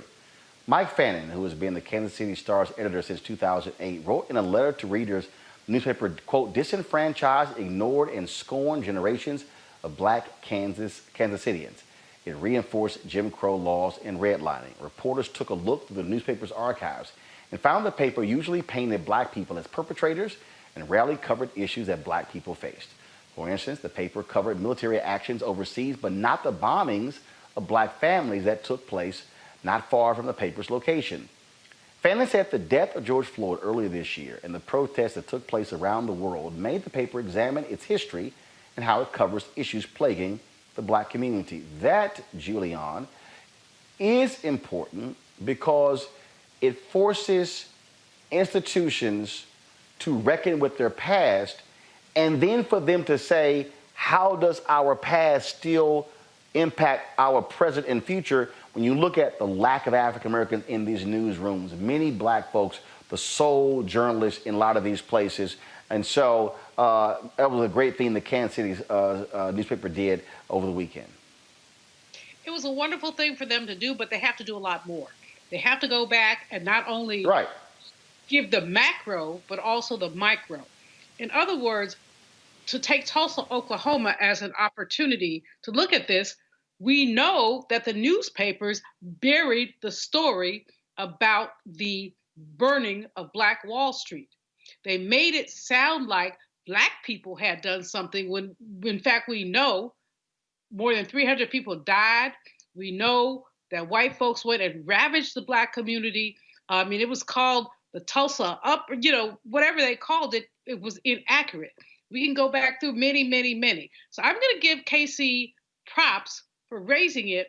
But what I would really like to see for them also to do is to go back and look at some of these stories and just really give us the details on them. When we look at a Robert E. Lee as an example and taking that statue down, a lot of people are going to say it's symbolism. It's not just symbolism. This man graduated from West Point, which was a U.S.-funded military academy. He then turned tail on his country because he cared more about Southern white people than about our nation. Nation wasn't perfect. Let's be clear. But he chose to turn tail on our country. So this is a time of reckoning in so many ways, and it's an important time of reckoning. We want to give people credit who are doing the right thing, but we also want them to understand that one step is not the long step. So someone at the KC paper has to really go back into those archives and talk more about this. Someone in Tulsa has to talk about what those newspapers did. And it's not just the South. I mean, I've been working on this book forever, but we look at California, my home state, which had laws on their books against, quote, miscegenation. Liberal California. We need to look at some of that. There's just so much work to do, but we have to do it. If we don't do it, we'll never have peace. The reason I think this is critically important, Mustafa, is because the media played such a huge role in the advancement of white supremacy in this country. The media played a huge role in the denigration of black people. It played a huge role in how we were portrayed, how we were ignored. And frankly, part of the problem today is that present-day media outlets want to live in complete ignorance of that. I'm Vice President Digital of the National Association of Black Journalists.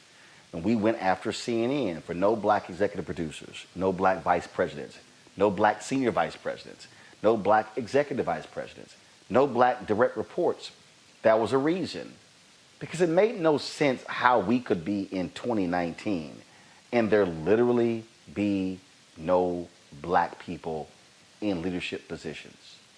And so I think media has gotten off too lightly over the years. I think media all too often has skirted its responsibility and acted as if, oh, how we can, and this is my challenge, and we've had meetings with Verizon Media, with Disney, with Penske Media, with a number of people, CBS, NBC, and what we've said is, how can media challenge other folk on race and hiring and their culture when they don't want to look at themselves?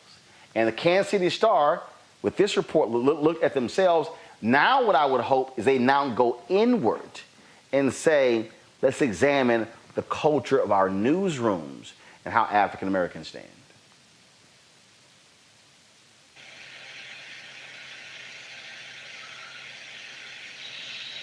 We don't have Mustafa, so let's go to Avis. Avis, pick up on that point.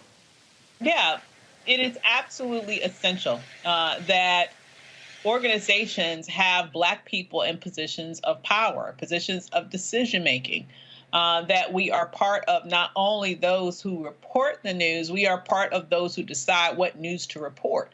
And it's absolutely critical that that is true in every way, shape, or form, whether that's television, whether that's newspapers, every type of media platform that exists, there needs to be black decision makers. That said, it's also the fact that there isn't to any significant degree, once again shows how important true black-owned media is. Because we have to understand that when you sit down and at home and you turn on the television and you watch a certain show, or you pick up a newspaper or go to the newspaper's website these days and read that story, you have to think, who made the decision about what was going to be covered and what wasn't going to be covered? Who made the decisions about who was going to be booked and who wasn't going to be booked?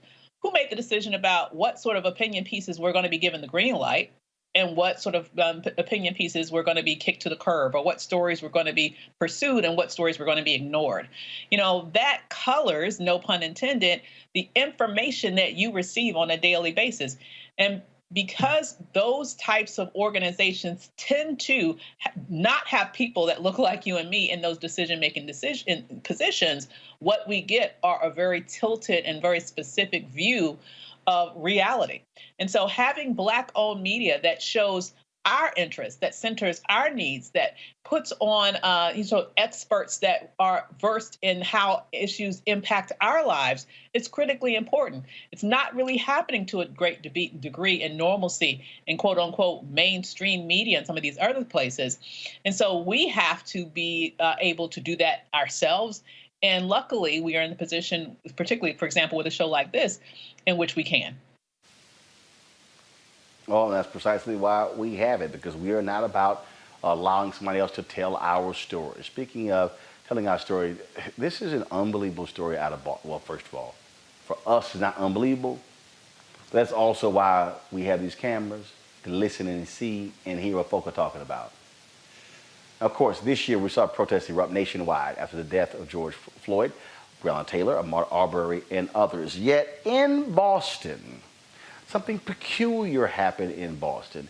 Check out this video of a police officer. You can hear him bragging about running over protesters.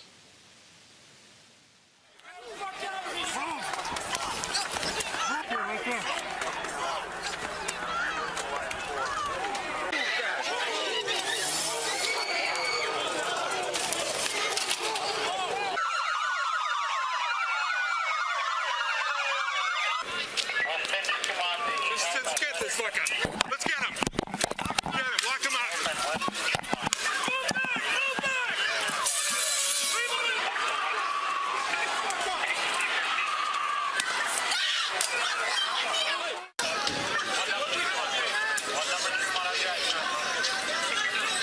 Start spraying the fuckers.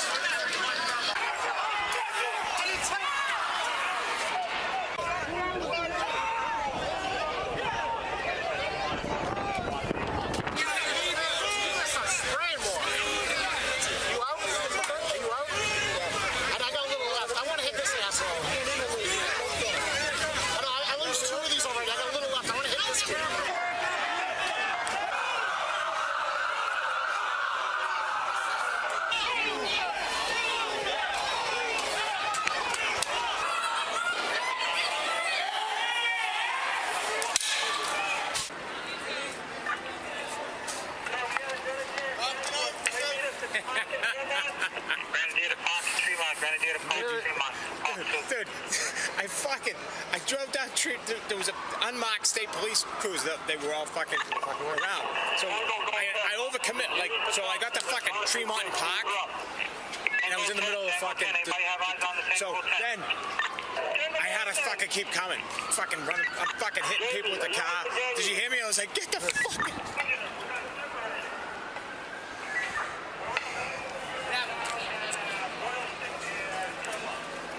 Is on. This thing is. Oh no! I know. What I'm saying is, though, they were in front, just didn't hit anybody, just driving. It's own shit.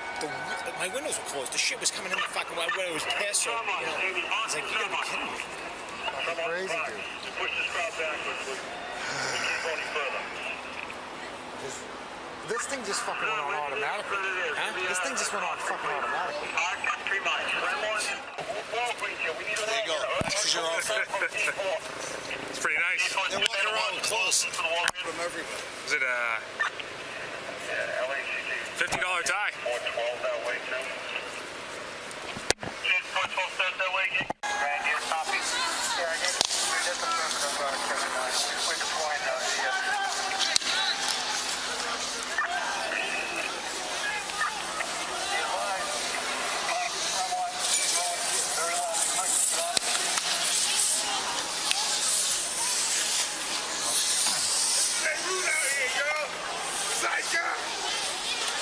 Nazi fucking Germany. Is this what y'all want?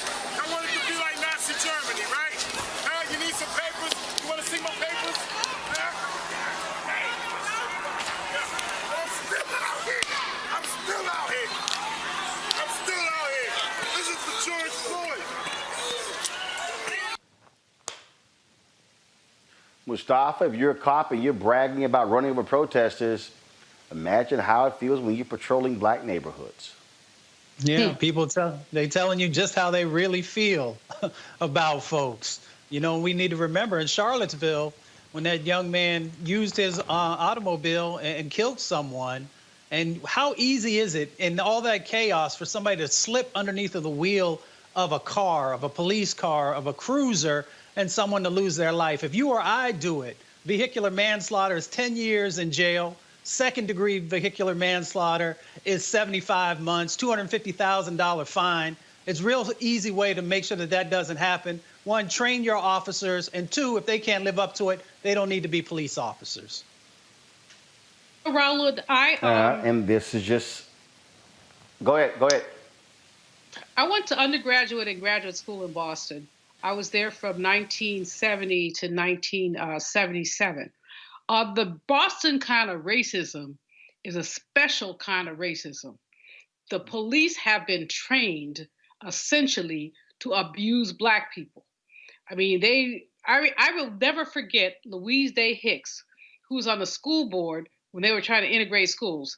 And this big old fat white woman said they would have to run over her dead body before Black children were able to go to white schools in South Boston. This is Boston. So this is Boston. I'm not saying that Boston is special around its racism, but what I'm saying is when I watched the tape, I just recalled so many things.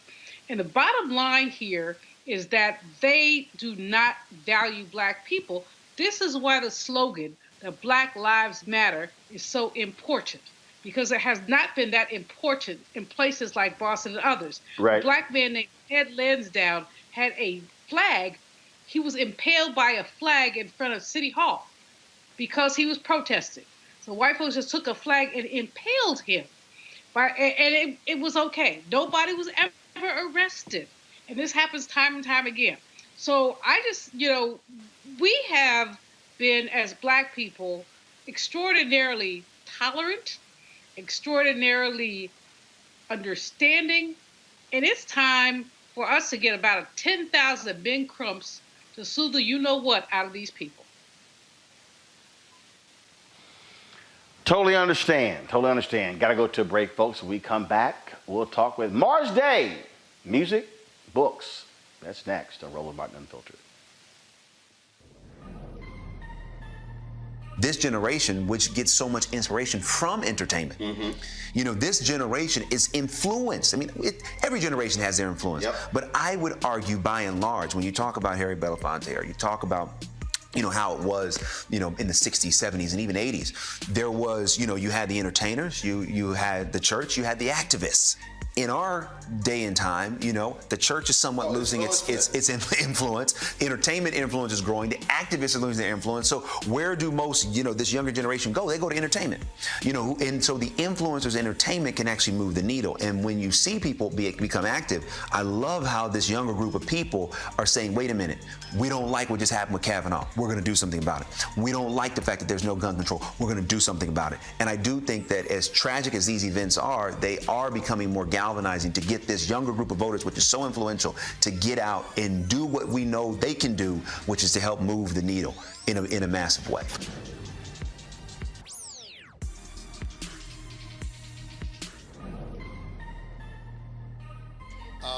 America is a complicated story of people building a more perfect union. And if you don't think there's been any change, you should sit down with Andrew Young. You should sit down from some of the folks in that generation who know the distance we've come. And as we continue to push hard, change comes. The other side knows your power. The other side knows your voice. That's why they're engaged in voter suppression. If you weren't so powerful, they wouldn't be trying so hard to stop you from voting. And so you ought to stand up in this defining moment in American history and win the future for all of our children. We're at Mom's Kitchen in Preston, Georgia. It's a family business. I enjoy making people happy, giving them a good meal. But since COVID, we had to close our main dining room. We lost all of that business. And we used to do a lot of caterings. We can't do any of that anymore. David Perdue knew what was about to happen. He was getting classified briefings about the pandemic.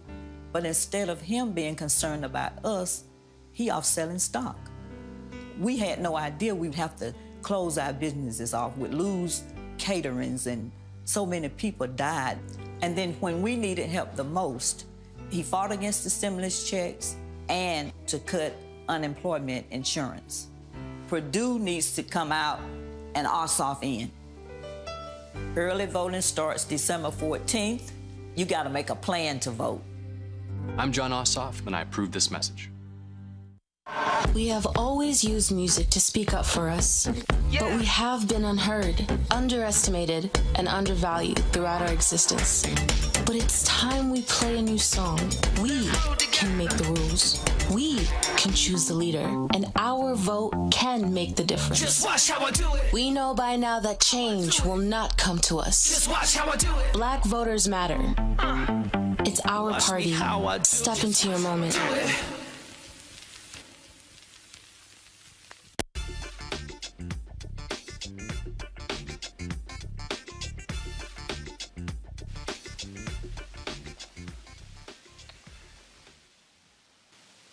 All right, folks, I was flying to Atlanta this morning, early flight, 7 a.m., and so I needed a little pick-me-up music. And so I had to put on a whole bunch of different songs, and one of the songs, of course, Jungle Love by Morris Day and the Time. Of course, Morris Day is known for his relationship with Prince, with the band. He's got a new Christmas single out called Cooler Than Santa Claus, and he joins us right now. Morris Day, what's happening? What's going on, Roland? How you doing? So you cooler than Santa Claus? Hey, you know it.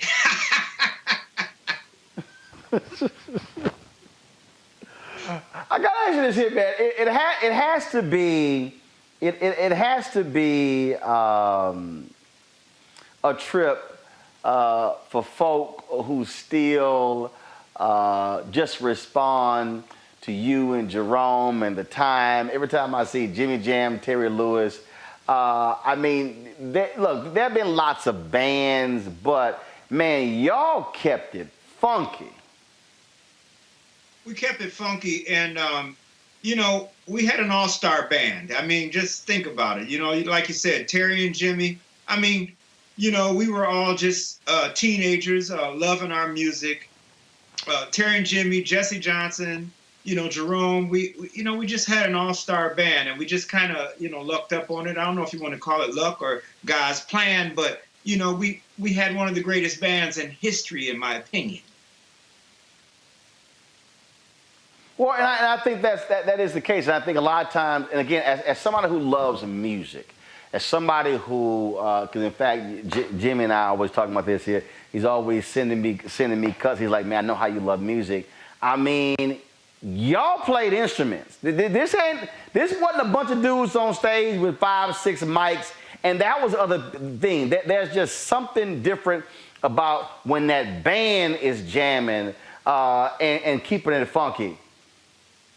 Well, not only that, Roland, you know, we played instruments, but we had songwriters, producers, you know, some of the elite in the industry, you know, from Prince on down. And, you know, that just takes the whole thing to another level.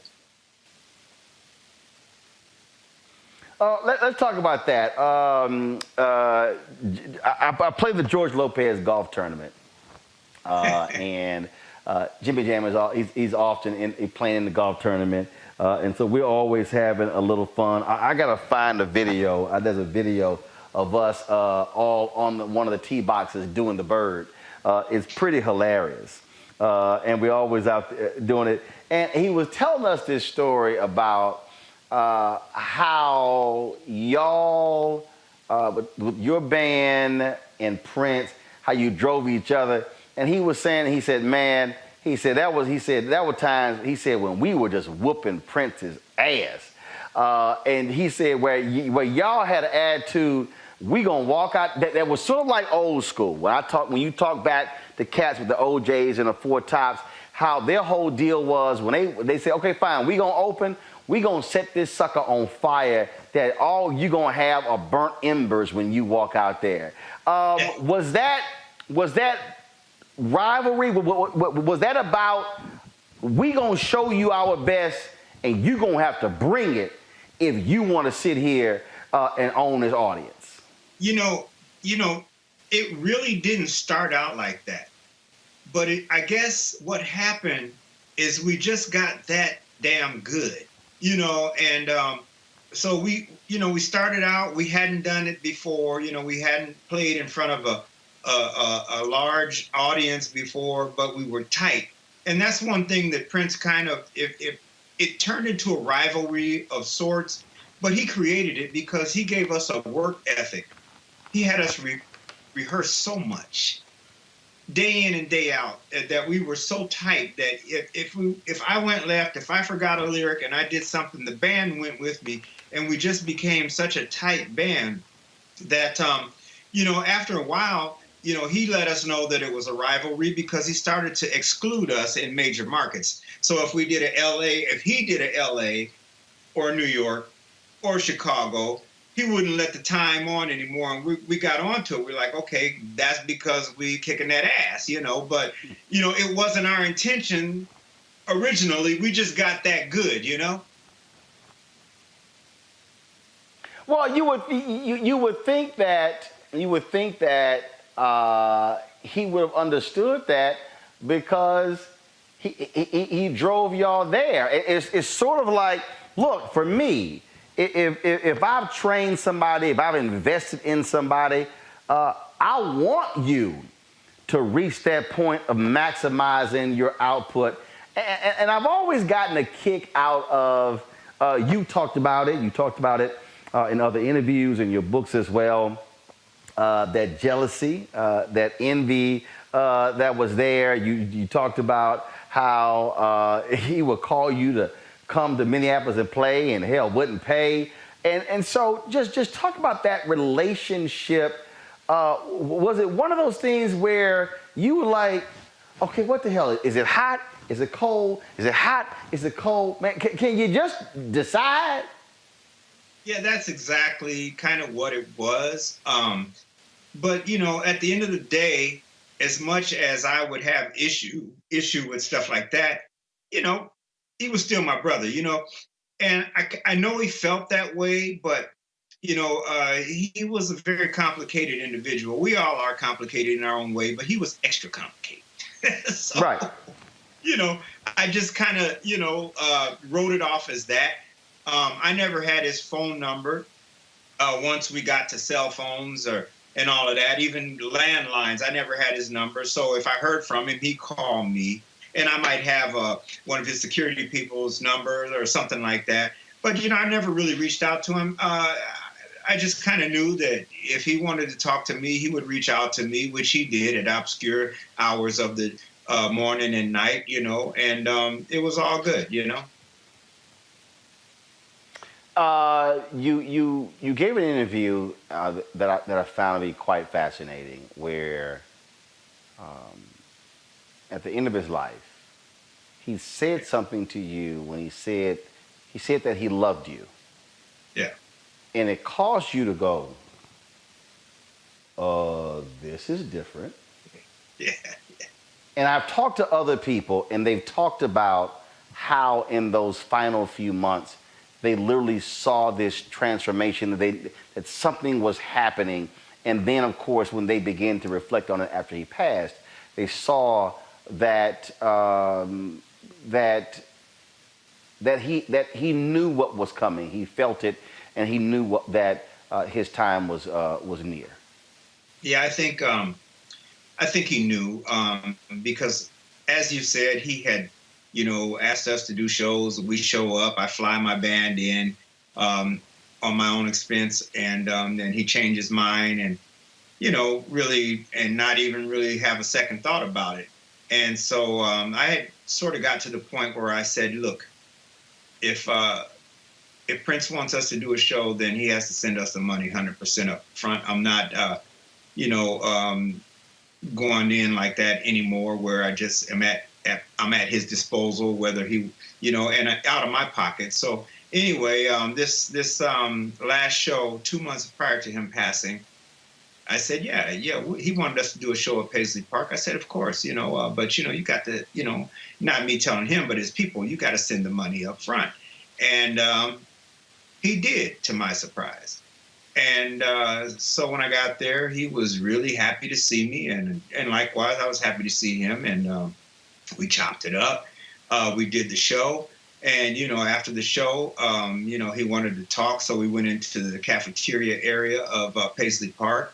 And we talked for an hour and some, and plus. And in leaving, he gave me a hug and said, "I love you." And I'm like, I've been knowing this man since we were kids. And that is a phrase that he has never, ever spoken to me. So I just, it caught me off guard. And then, once I got back home, I was just thinking, I was like, what was that? And sure enough, 2 months later, I was flying to Florida from Las Vegas. And I had a layover in Chicago, and I heard that someone had passed away at Paisley Park, and they said that it was an employee. And a buddy of mine called me, he said, "Did you hear the news?" I said, "Yeah, somebody who worked there." And he said, No. He said it was Prince. And my buddy's family is in the media, so they had firsthand information. And it didn't hit me right away, but like midnight that night, once I got to Florida, it hit me like a ton of bricks. The history, because I've really not had people that close to me pass away, and that really hit me hard. It was interesting you say that because I saw something the other day on Twitter, and people were talking about how his passing affected them more than any other. And the reality is, look, as a journalist, I was in Jamaica when Michael Jackson died. I remember being in Houston when Whitney Houston died. And I remember, but when I think about a lot of his passing, actually had more of an impact on me than the other celebrity deaths. And and we were talking about that, and folks were asking why. I had the occasion to meet him on a couple occasions, to go to a party at his home. Then I found out I was interviewing Shelby J, and then she told me, she says, "Oh, Prince had your book, your faith Facebook." And she said, because one day he brought it to me in the kitchen and said, "You need to read this." Van Jones said, "Man, you would have sworn you and Prince were buddies because he would often talk about your work." And I always, of course, loved the music, and being somebody who played in elementary school, middle school, high school band, always enjoyed music. But it was something different and unique about him, and also all the other artists that were born out of his brilliance. And when I think about you and think about the time, and I think about the videos, and I think about, again, the infectious music, all of that, to me, it operates like a bowl of gumbo. It's all in there together, because all of y'all are going to be linked. Vanity 6 is going to be linked. You're going to have all these other different artists. Tevin Campbell is going to be linked. All of these folks who were sort of the tentacles of Prince will always be forever linked. Very much so. And you make a good point. But I like your gumbo theory. So in that theory, brother, we were in the room. You dig? So, that's how I look at it. Right. I know there was a lot of spin-offs, but from day one. So I get it, the worldly impact that the brother had, and it was amazing to me to watch, because I've been around him since he was a kid. So the worldly impact, but my take on the whole thing was a little different. It was just not the mega artist that he ultimately became, but it was my friend. And the early days when we hung out, and I would get high, and he was pretty straight. But the times when he said, "Hey, can you get me something to smoke?" and I just want to try it. And I'm sitting on the floor of the club, babysitting this dude, and stuff like that, and the fights that we had and all of that when we were kids is the stuff that really passed through my mind, not the songs so much that I loved or anything like that. So I'm just saying that to say that it was quite different for me than, a fan. Absolutely, absolutely. Do people still roll up on you to say, man, you killed it in Purple Rain? And why, again, why haven't you done other movies? Okay. So, yeah, Purple Rain is one of those things that kind of shows up on TV every month, a couple times a month. And, yes, people still talk about Purple Rain to me. But my thing in acting is, I guess, is something that I'm able to do.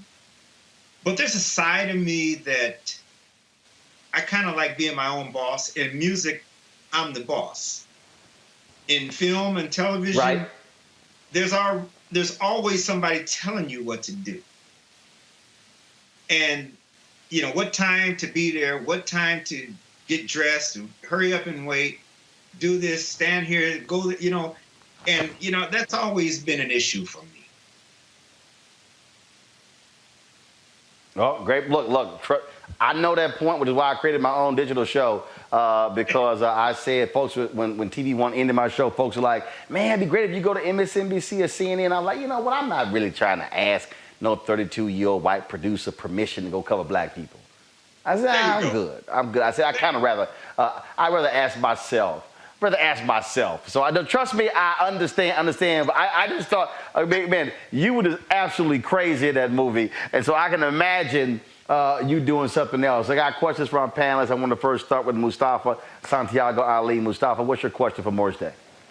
Yeah, first of all, thanks. I mean, I watched you when I was growing up, so it's an honor to be here with you. I'm curious. I come from a social justice background, and I'm curious the role that you feel creatives, artists have in the social justice movement.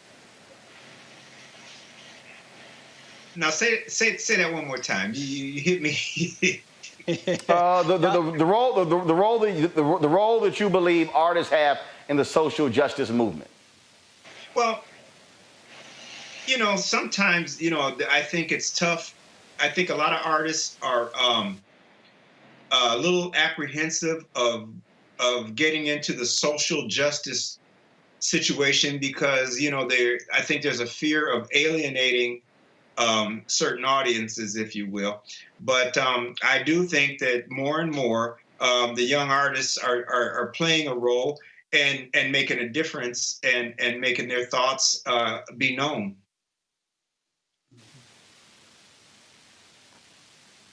Julianne, question for Morris Day. Sure. You have talked about both your collaboration and your competition with Prince. And I've very much enjoyed, Roland, this conversation and appreciate it. But Morris Day, what does it say to us as we move forward in this post-whatever era about how we work together as Black people? Well, I think, there's a lot on the table that we have to deal with. And I think there's a lot of small things that slip through the cracks. It's funny. I'm an iPhone user, and if you go to the emojis, you can change the color of the thumbs and a lot of little things. But I noticed you can't change the color of the families. And check that out. You go there and you cannot change the color of the families. The families are white.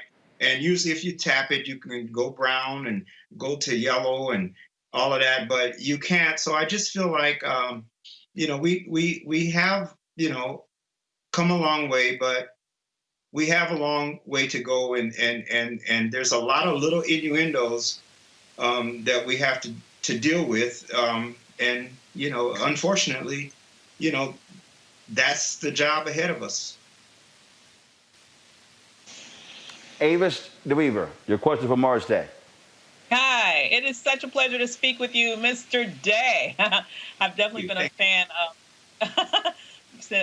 Prince since I was in the 4th grade, and I've loved the time from the very beginning. So it's my honor to speak with you this evening. You alluded to something that I think a lot of people overlook. People enjoy your music. They enjoy your contribution to the world in that way. But I think oftentimes people don't get the work that it takes to be as successful as you are in that industry. You just don't pop up one day and be as prolific a musician as you are. A minute ago, you talked about how, you practiced so much until you just, in essence, couldn't get it wrong. What can people who are not musicians learn from musicians about operating in excellence, given the work ethic that it takes to perform at the level that you do? Well, I think you pretty much explained it.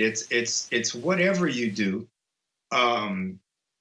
you have to strive to be the best.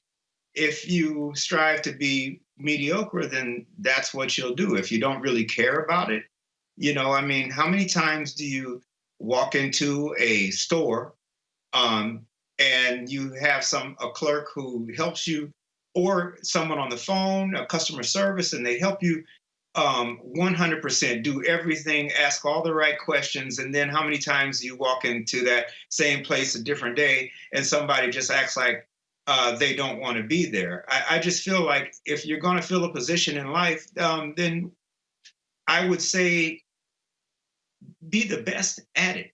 I might not be the best artist, best singer, best dancer, but you can damn well believe I am the best Morris Day that you're going to ever find, So that's my advice. All right, then. Morris, this song, Cooler Than Santa Claus, what inspired it? I mean, look, was it a matter of saying, look, there's a lot of Christmas songs out there, but damn it, you want to be original as opposed to do a remake? No, Roland, you inspired it. You know what? I feel like this is a shout out to the brothers, to the men, to the parents, to the fathers. It's like everybody, I don't want to kill the myth of Santa Claus, but we all know that who Santa Claus is to our wives, to our kids. So I'm not saying Santa doesn't exist, but I am saying that if you really check into it, you will see Santa ain't as cool as me.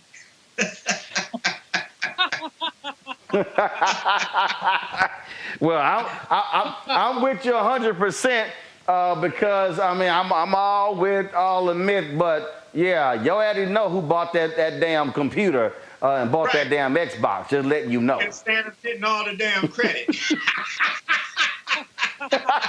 Precisely. No. Santa don't pay no bills. Morris Day, man, it's always a pleasure. Look forward to after this COVID thing. I can't wait to connect, and definitely, man, look forward to coming to one of the shows. I'm one. This is a true story.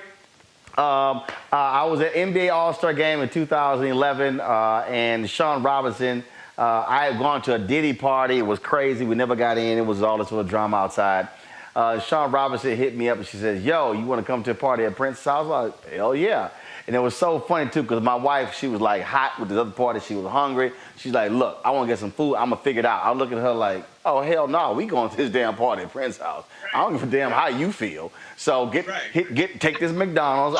Put the GPS in. You can sit your ass in the car. We going to this party. I mean, that's what I'm thinking the whole time. Like, I don't give a damn how you feel. So we going to this party. Go to the party. It's only about 30 people there, man. And it's so funny because, look, I'm black. You go to somebody's black house, you speak to the person whose house it is. Well, couldn't find him, but then the DJ was gone. So I was like, well, look, I'm a dance. Okay, I ain't afraid to dance. I will sweat through a suit in a heartbeat. Okay, and so, man, we're dancing. And all of a sudden, Prince comes, walk up to me. He's like, you're welcome in my house anytime. And then, of course, I danced all night. They, of course, put a concert on at 2:30 in the morning. We probably left around 6 a.m. About 6 months later, Sinbad said, man, Prince said you left scuff marks on his dance floor. So I'm all about, look, getting the dance on. So when you put on a show, I'm like, hey, damn all that trying to be cute, trying to be cool. You don't want to break out in a sweat. That's why they got cleaners to take care of that suit. Because I have a very simple philosophy, Morris. If I go to a concert or a party and I go home dry, I'm pissed. It sucked. I hear you. But if I got to get home and peel that suit off, that was a party. Hey, that's how I am. I party, I'm cool, but I definitely have to send my suits to the dry cleaner after I'm done. Now, I want y'all to check out everything happening at MorrisDayEntertainment.com. We got a new single, Head Rush, featuring Trinidad James. Video about to drop. Check it out, y'all. All right, then. Well, look, we will do that. We will certainly check it out, man. We certainly appreciate it. Good luck in all that you do. Again, y'all, his Christmas song is cooler than Santa Claus. I'll be listening to it as soon as I get done with the show. Morris Day, thanks a bunch, brother. Thank you so much, Roland. All right, folks. That's it for us. This is why we want y'all to support Roland Martin Unfiltered for conversations just like that. You can join us via, of course, join our Bring the Funk fan club. Every dollar you give goes to support this show, the things that we do, being here on location in Georgia, covering the Georgia Senate runoff race. We live stream Vice President-elect Kamala Harris being in Columbus, Georgia today. Folks, wasn't no other black media, national black media there. Folk not on the ground like we are. We're traveling all around this state, covering these issues. And so your dollars make all of that possible. And so we want you to support us in what we do by going to our Cash App, $RM Unfiltered. You can go to RM Unfiltered and check that out, please. You can also support us on paypal.me/R Martin Unfiltered. Venmo.com is RM Unfiltered. You can also go to Zelle, Roland at RolandSMartin.com. You can support us there as well. Then, of course, you can send a money order to New Vision Media, NU Vision Media, Inc., 1625 K Street Northwest, Suite 400, Washington, D.C., 2006. Don't forget, check out my iHeartRadio commentaries on the Black Information Network. You can also listen to the audio podcast of this show on iHeartRadio. Just simply download it and play it there as well. And so we certainly appreciate it. Thank you so very much. Folks, we had a fabulous day. We shall see you tomorrow. Enjoy. Don't forget to subscribe to our YouTube channel. Click that button to turn on your notifications. And when we go live here from Georgia for a rally or an event, you will instantly know exactly what is going on. It's all about keeping you up to date, informed, because we keep it real, we keep it black, we keep it unapologetic, and we keep it unfiltered. I'll see y'all tomorrow.